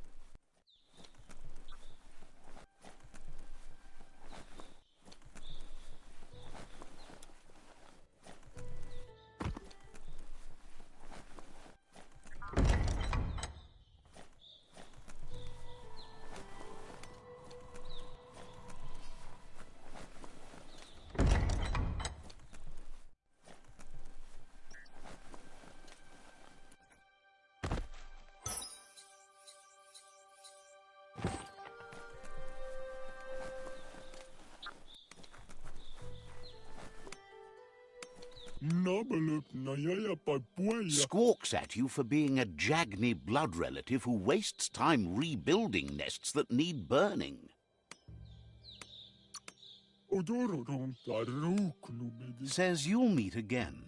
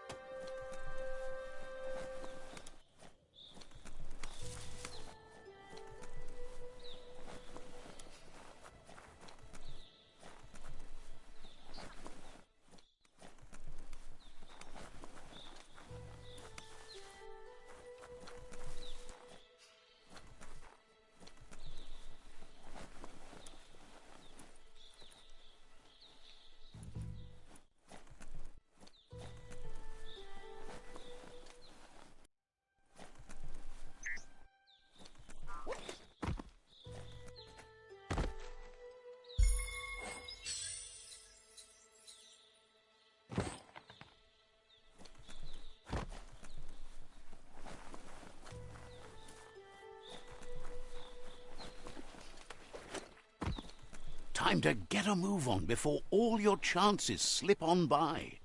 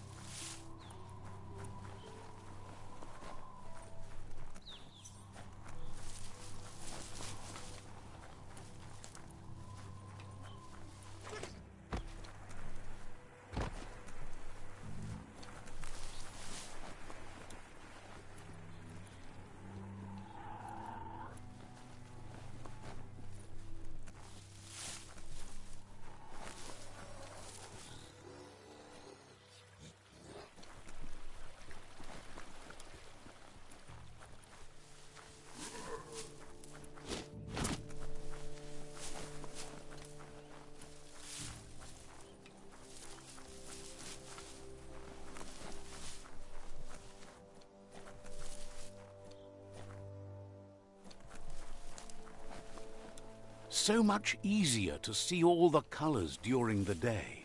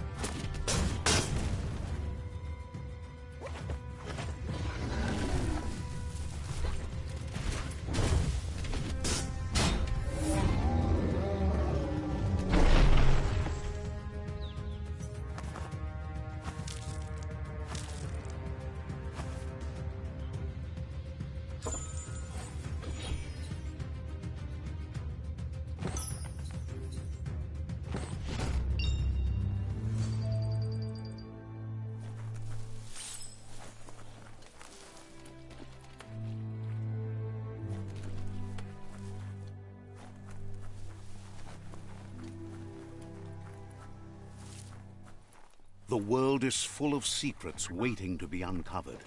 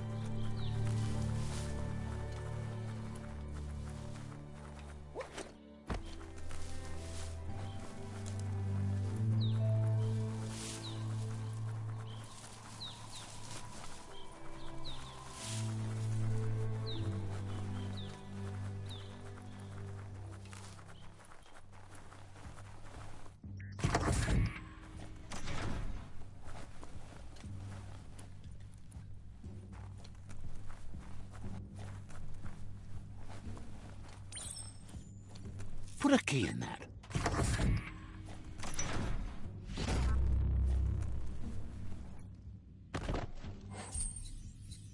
You could put that to good use.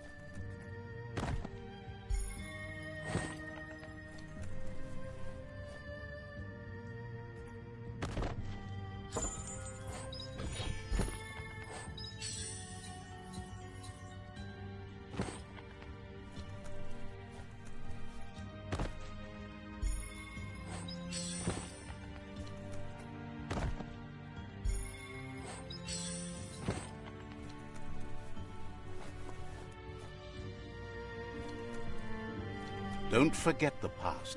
Learn from it.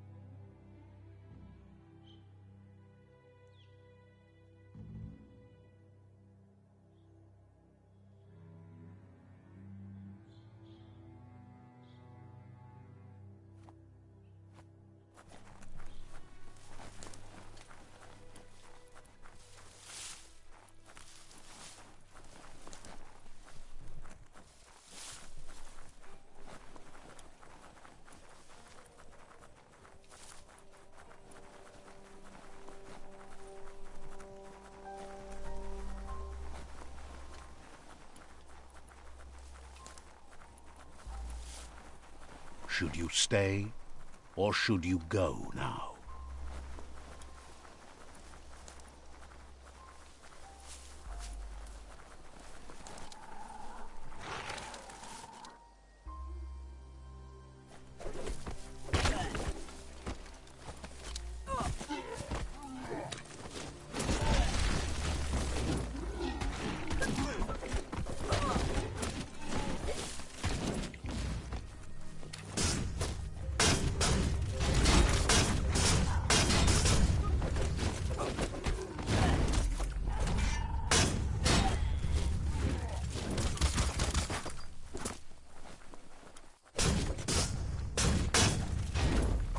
Mind blown.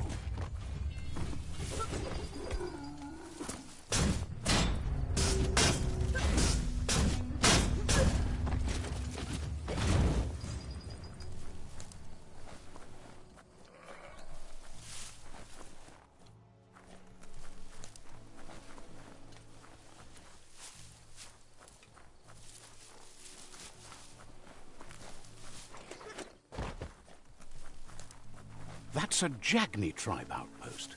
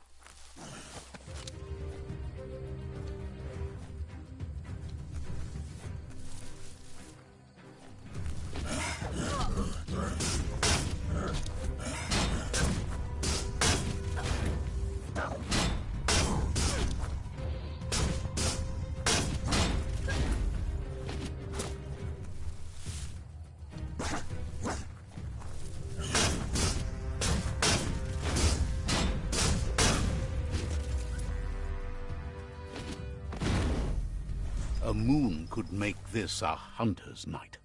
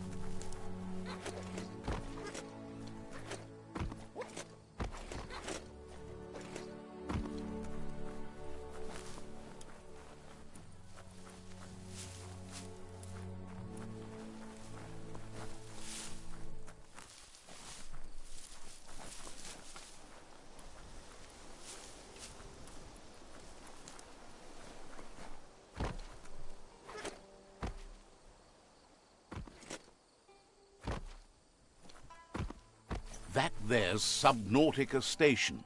Goop flounders around in there.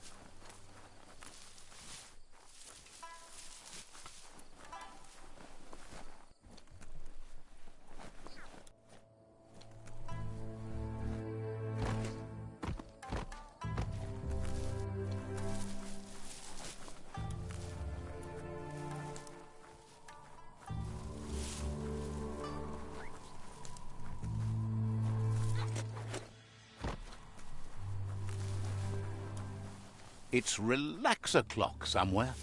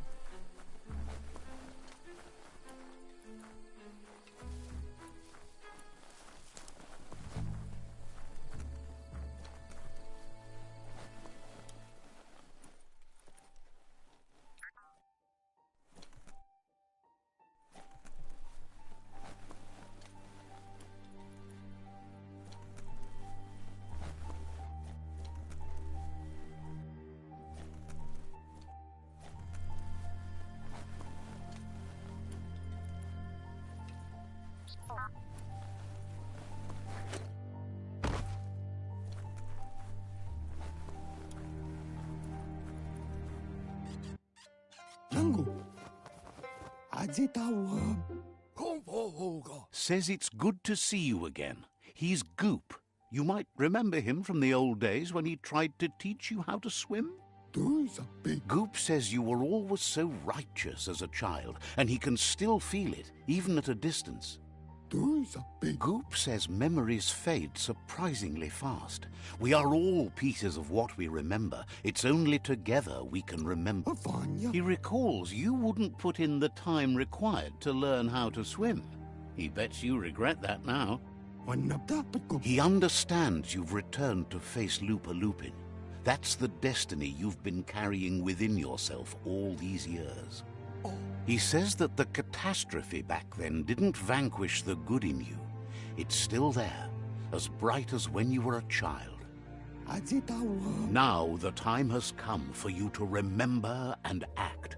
Your life is your life, not the story you're told about it. He thinks that's the right thing to do. It's only when you have forgiven that you'll find peace. Light instantly banishes dark.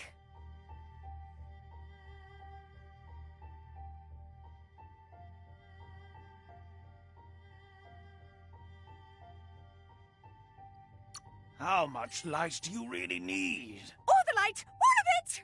I mean, you could leave a little space for the dark. All the light. Figures the world is a goner. Even the goo will go gone. Thanks you for doing everything you could to de-goop the surf. Wonders why you're flapping around with the Jagni. They spend too much time nesting to do anything fun. But hey, back to the goo. Knows yesterday is already gone. It's what you do today and tomorrow that'll move you forward. You need to set the past aside, at least for now.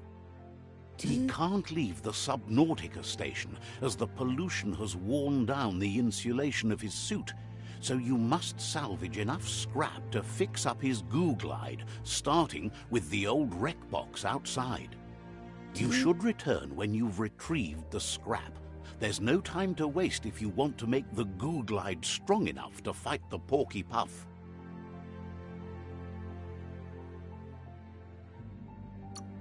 It's not that it won't keep your head above the surface, but it needs improving to carry you across the thick goo out by the Porky Puff.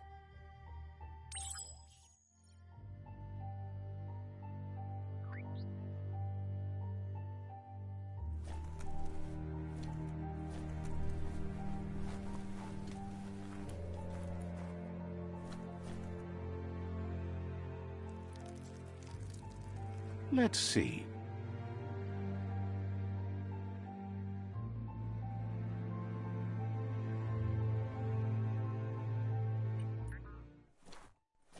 There's not much left of what we used to call our world.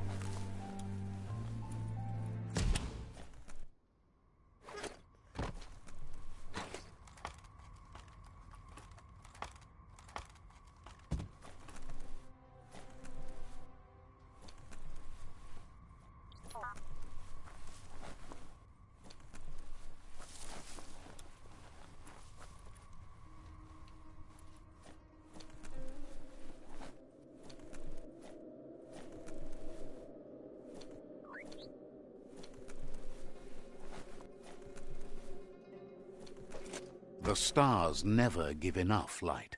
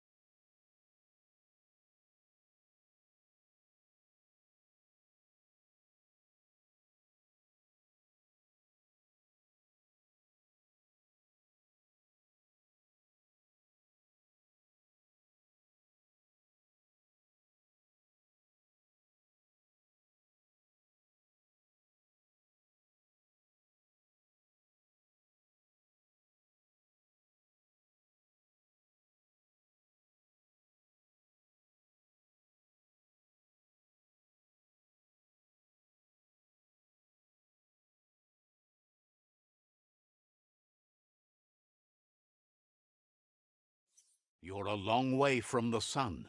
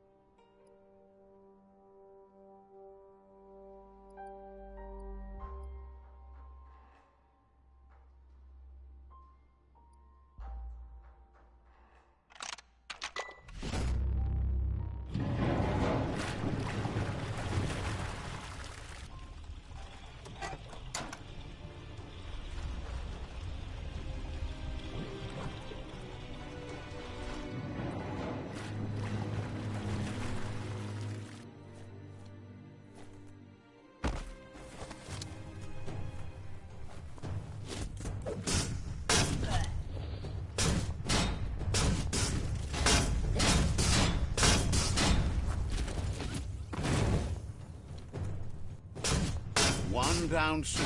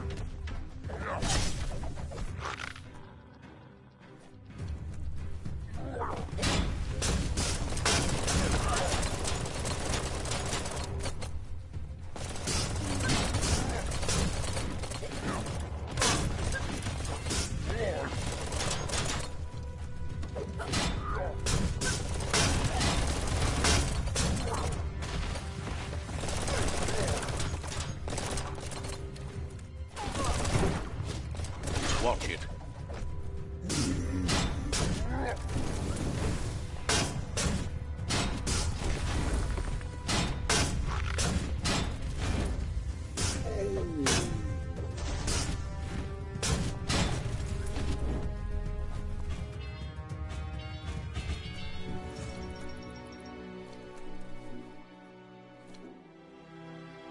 No time for yawning.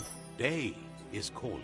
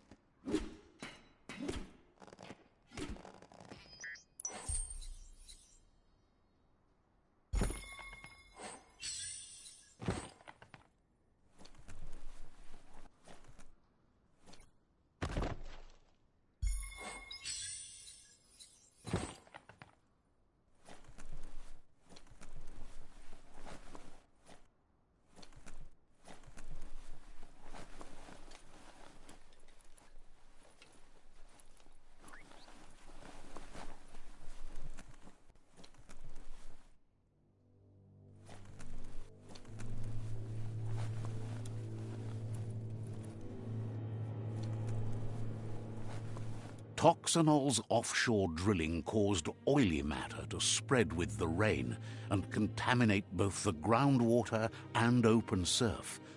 The long-lasting effect this had on the evolution of wildlife was, as we know now, the only reason we came to exist.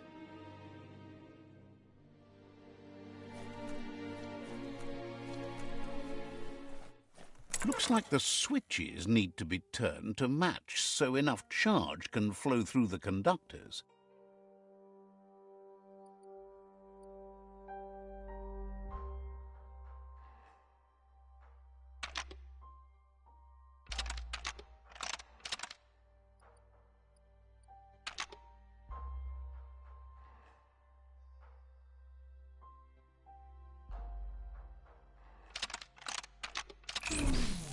Bristles like the hair of one electrified. You need to line up the switches so they match.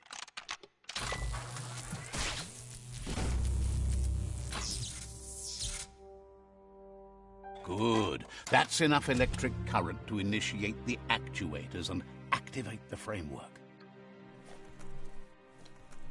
You have hours stretching before you.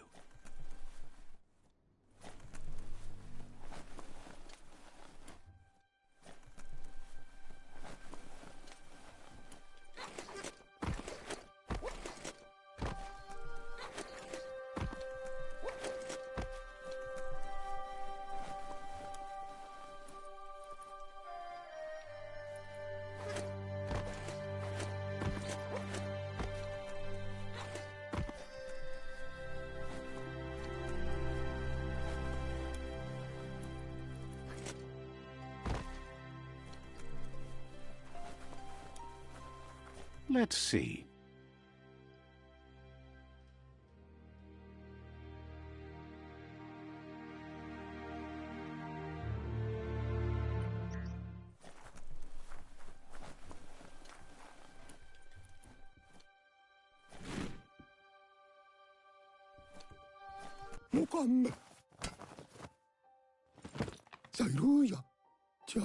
He's got the goo glide functional.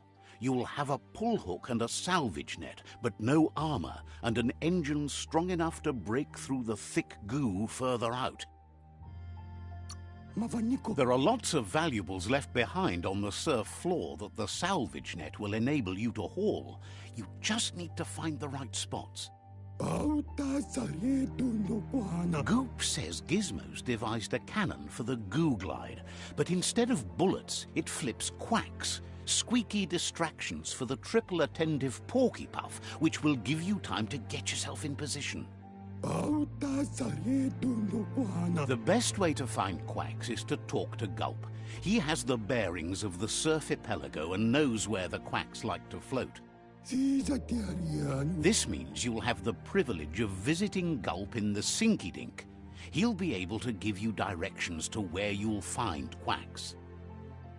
He only knows what's visible to the naked eye. Gulp is not much of a babbler and mostly keeps to himself and his drink.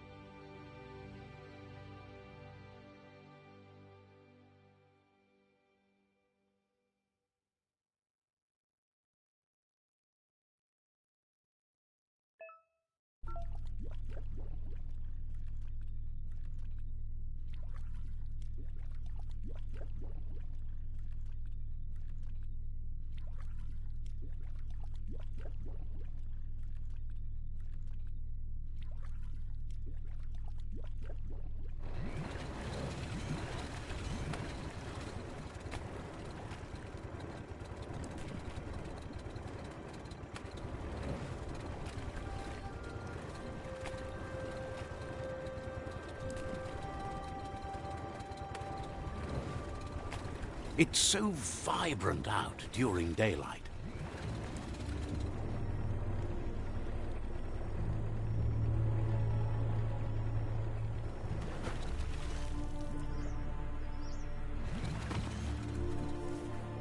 Lots of notices on the board for things that made sense in the days when the surf was a lot cleaner. Interesting to see what they cared about here. Wonder if any of it matters now. In the old days, this was a port for boats that went under the surf. They helped clog the surf into goo. They made a lot of green, which is all they really cared about. You should be able to find a track here. Just need to keep your eyes open.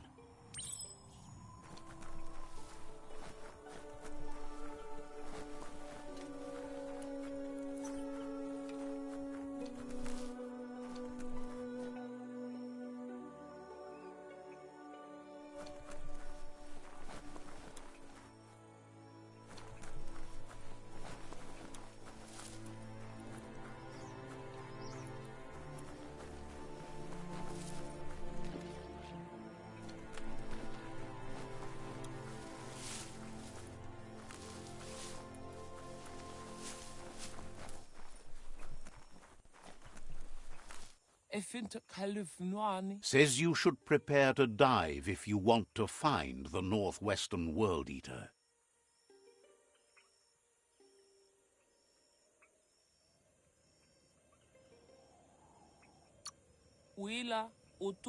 Wishes you goodbye.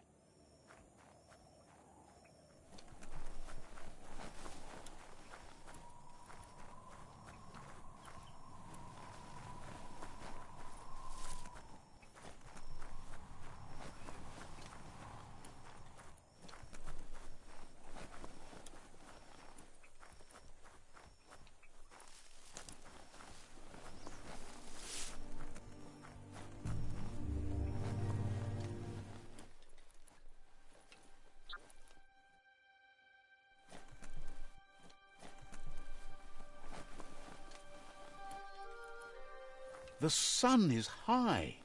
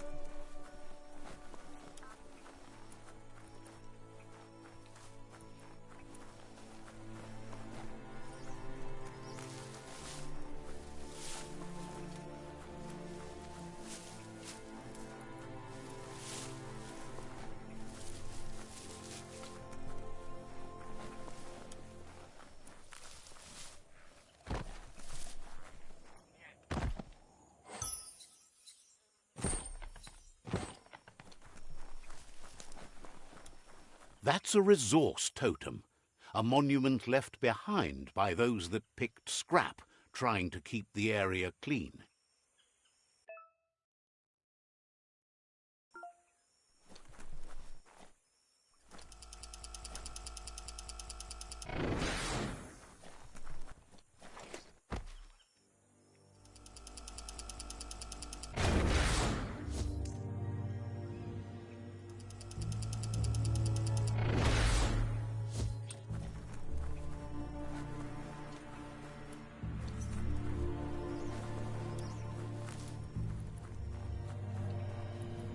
This won't be a field trip. It's the real thing.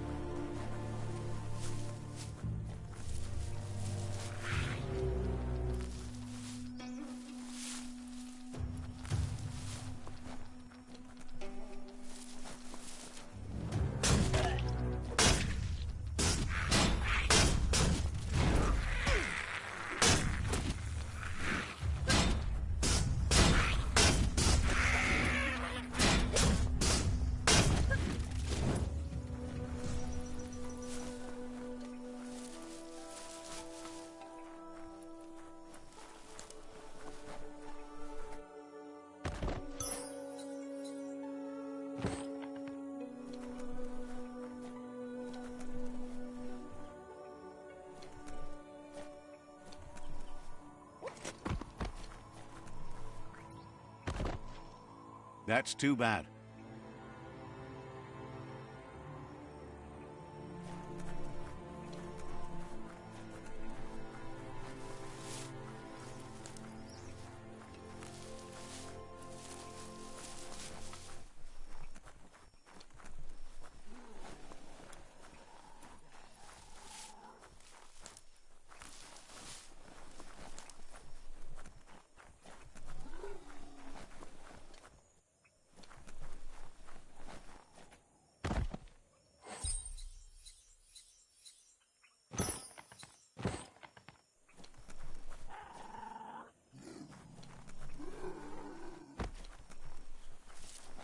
Welcome to the Surfipelago, where the horizon rests on the surfy goo.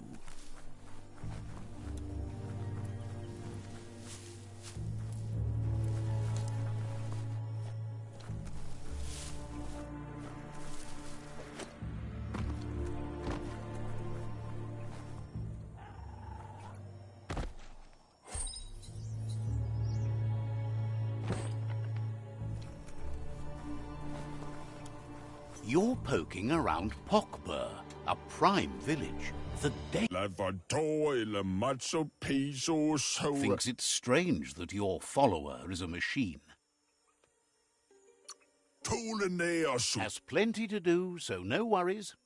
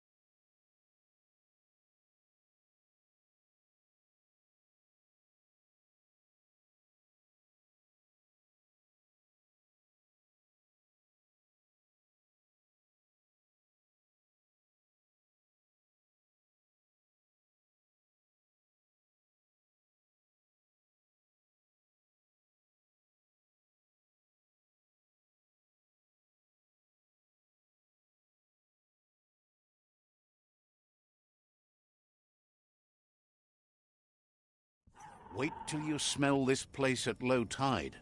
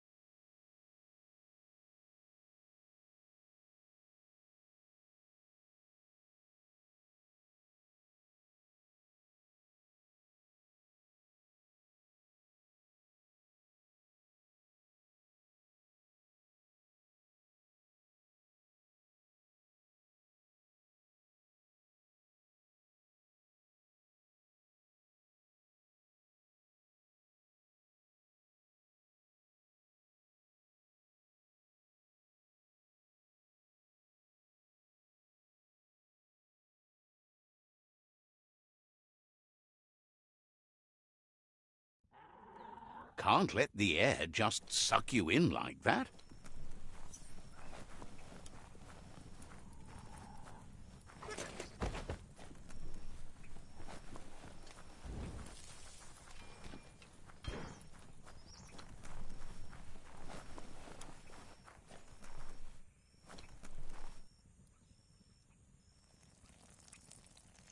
Let's see.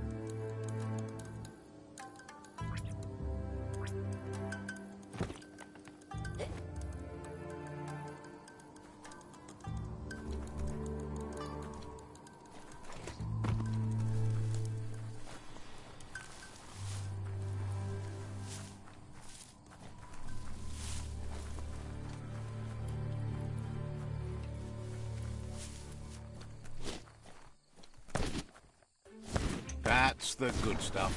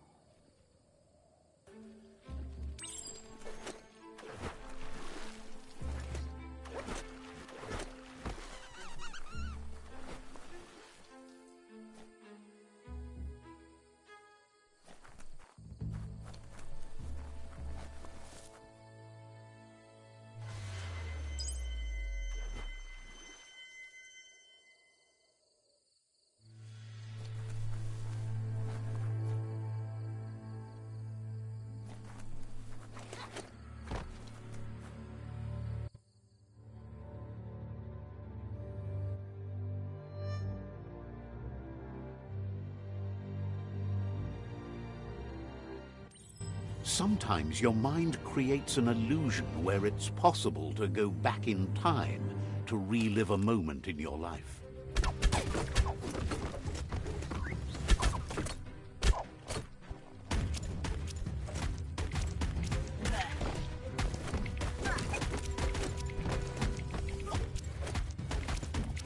We all have things in our past we wish hadn't happened, and can come to remember seeing and doing things that never happened.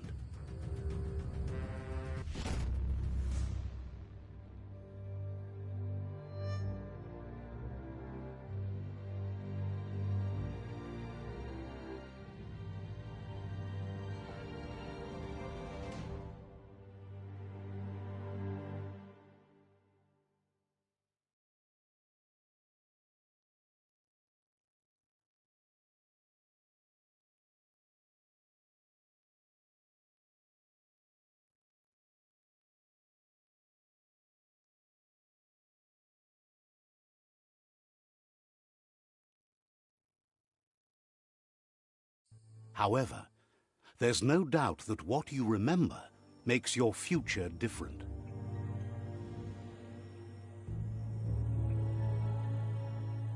Choose the automaton functionality you want to recall.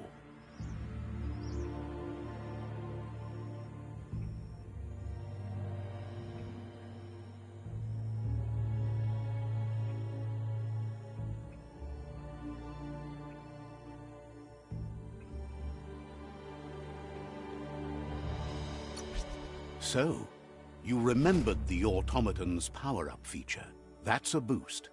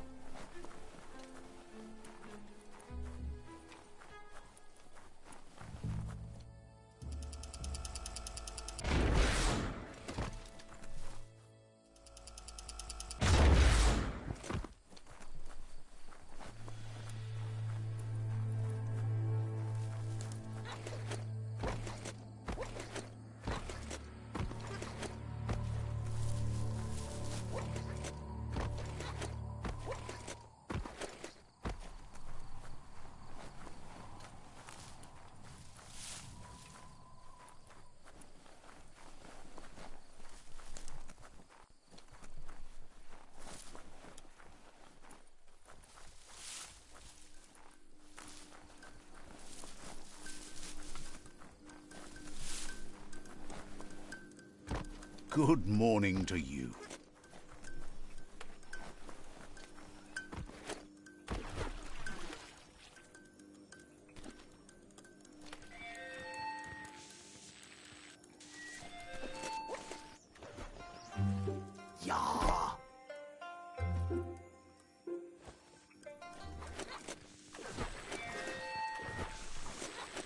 This here is the Sinky Dink, home of Gulp, at the very least. Think's green finger is so amazing. Hard to find that cave of his, but it's worth it. Says you should take it easy.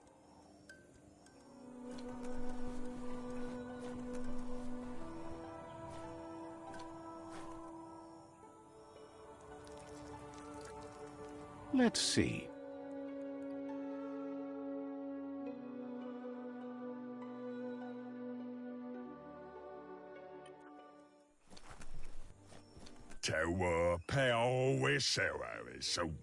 The tree remains intact, but you must all make a change to save it.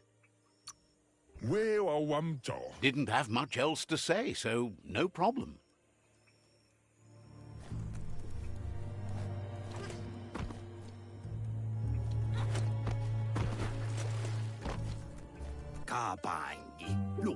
He's pretty sure he's heard of you before, although the details are maybe a little hazy.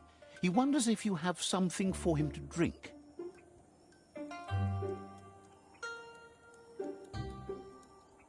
Says it's both everything you could want and never enough. Says you look like you've got a powerful thirst to do something in this world.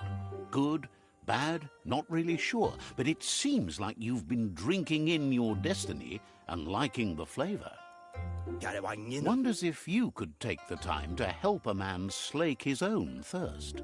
You'd be doing him a liquid solid. You're a do-gooder, so you know you want to.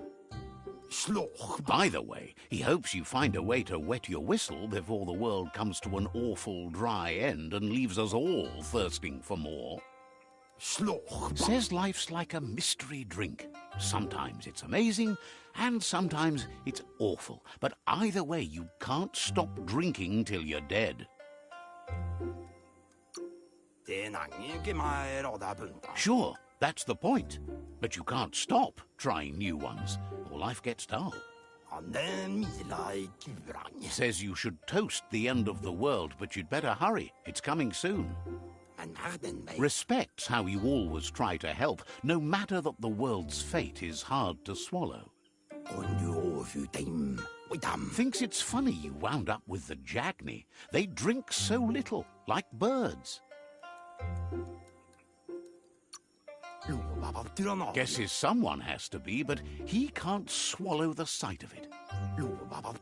But who cares about them? Says you'd be as bummed out as him if you came for the hot stuff. The Glugmocker, Nimhimbibble, and his favourite radium syrup. That one's even more intoxicating now, aged in truck tankers and all. Without a drink, and radium syrup especially, he can't move, much less think, as the power of his mind is directly proportioned to the quantity of syrup he swigs. That's why he's called Gulp. The drink helps him forget the state the world is in, but it only lasts until tomorrow. The world is still doomed, even if the sun goes up.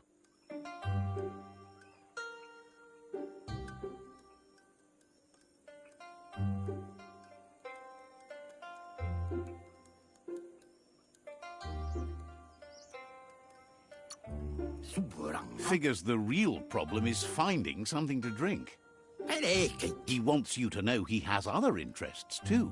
He's the Surfipelago's self-proclaimed ornithologist, for example. There are other ways than a cold drink to relieve stress, even in these dark times, and, fortunately for you, he can help. Watching Pippi's flap is calming, but better yet are the ones you can look at and touch, like quacks. Squeezing them is a great way to relax.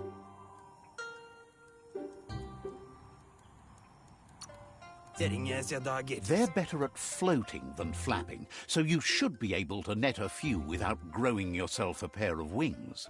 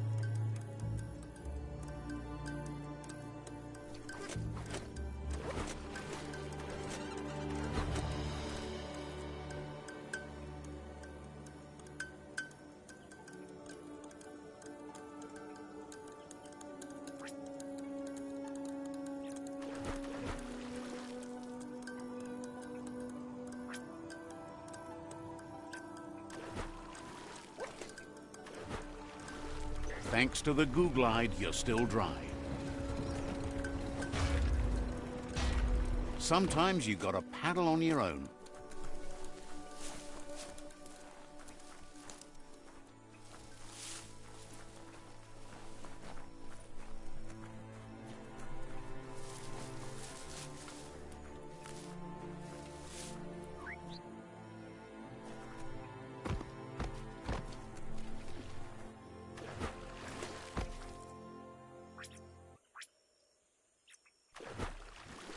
Point it in the right direction and blast.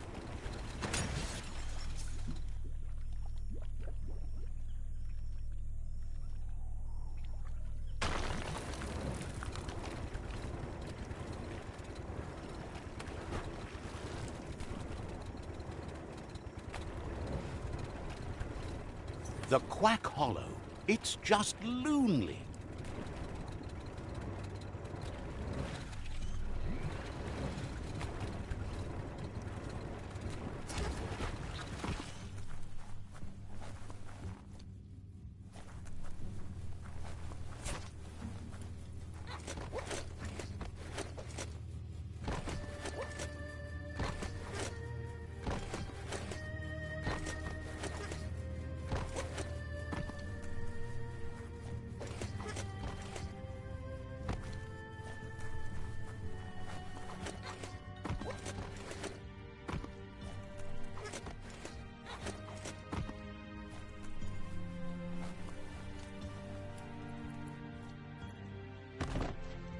No such luck.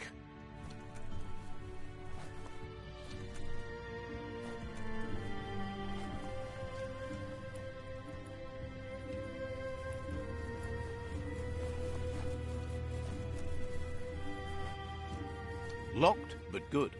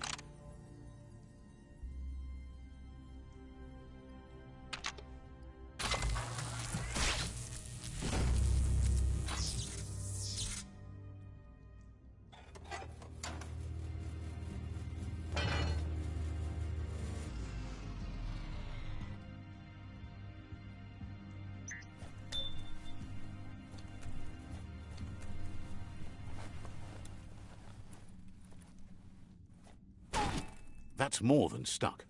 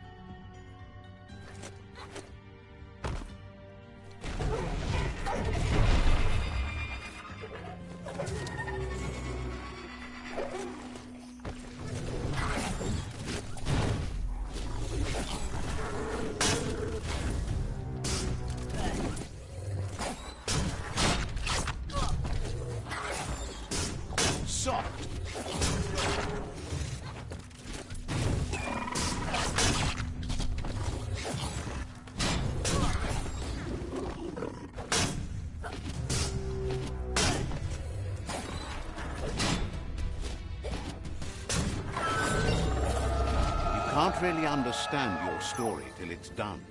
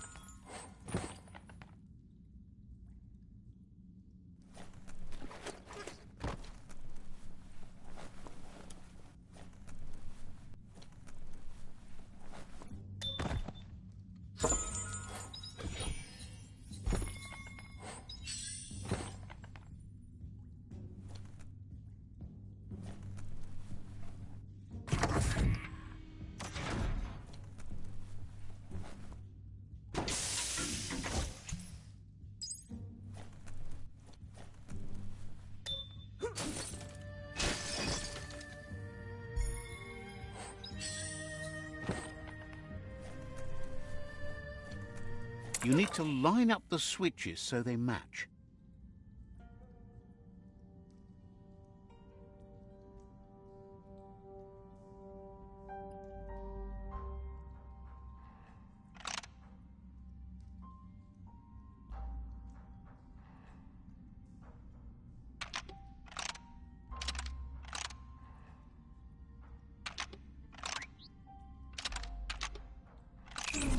Bristles like the hair of one electrified. You need to line up the switches so they match.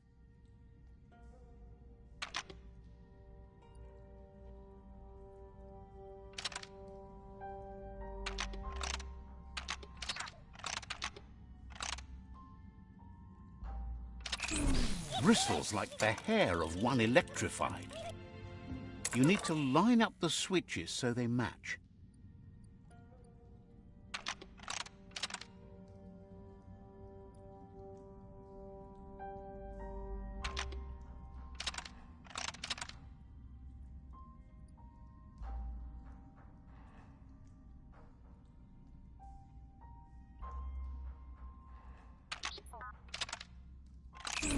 Bristles like the hair of one electrified.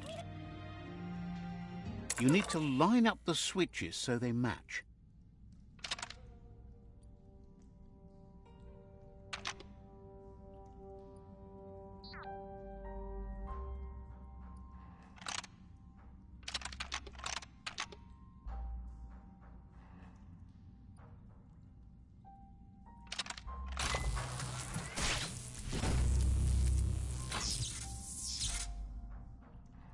Good. That's enough electric current to initiate the actuators and activate the framework.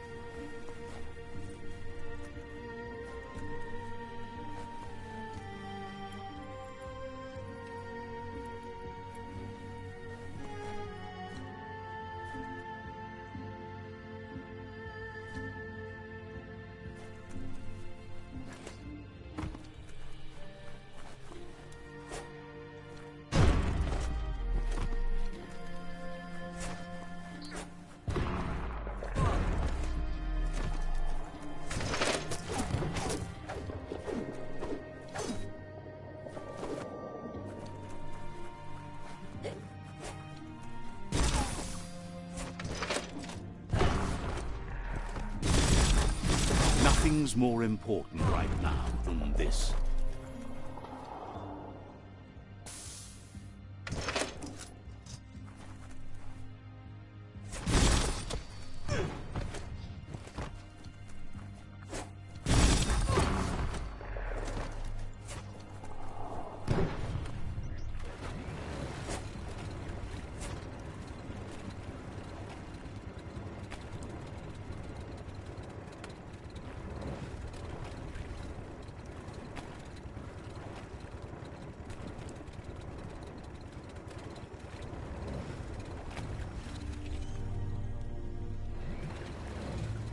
Time to disembark.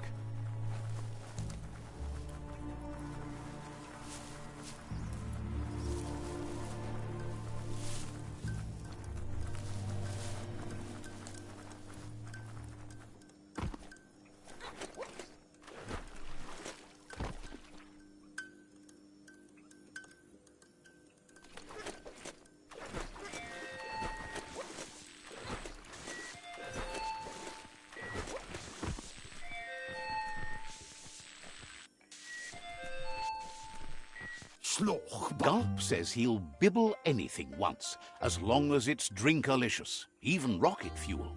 He once mixed up some tankers and drank that. It was a real lift-off. That leads him to the bottom of that particular bottle. He's not in a state to go looking, so he's counting on you to help. Go find him a tanker truck and bring back some of that precious radium syrup. Please.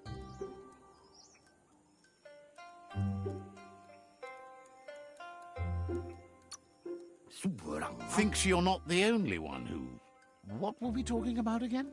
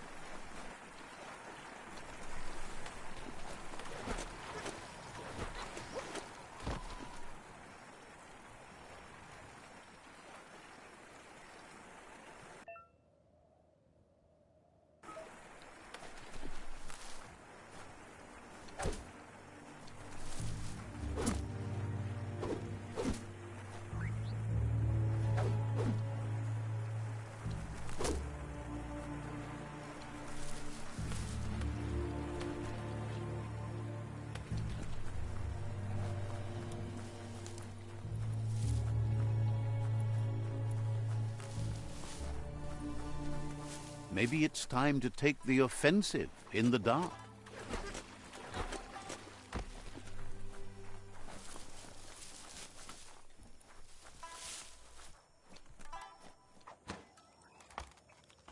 This gutway has centuries of old waste.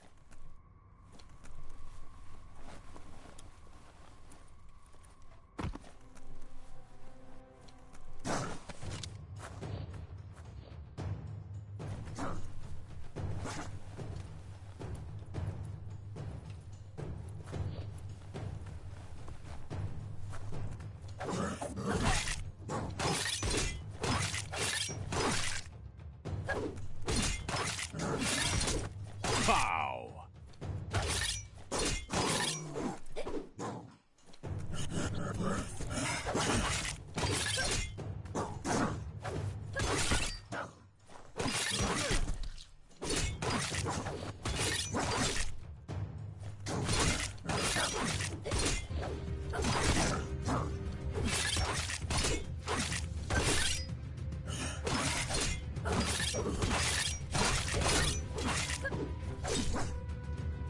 What a blow!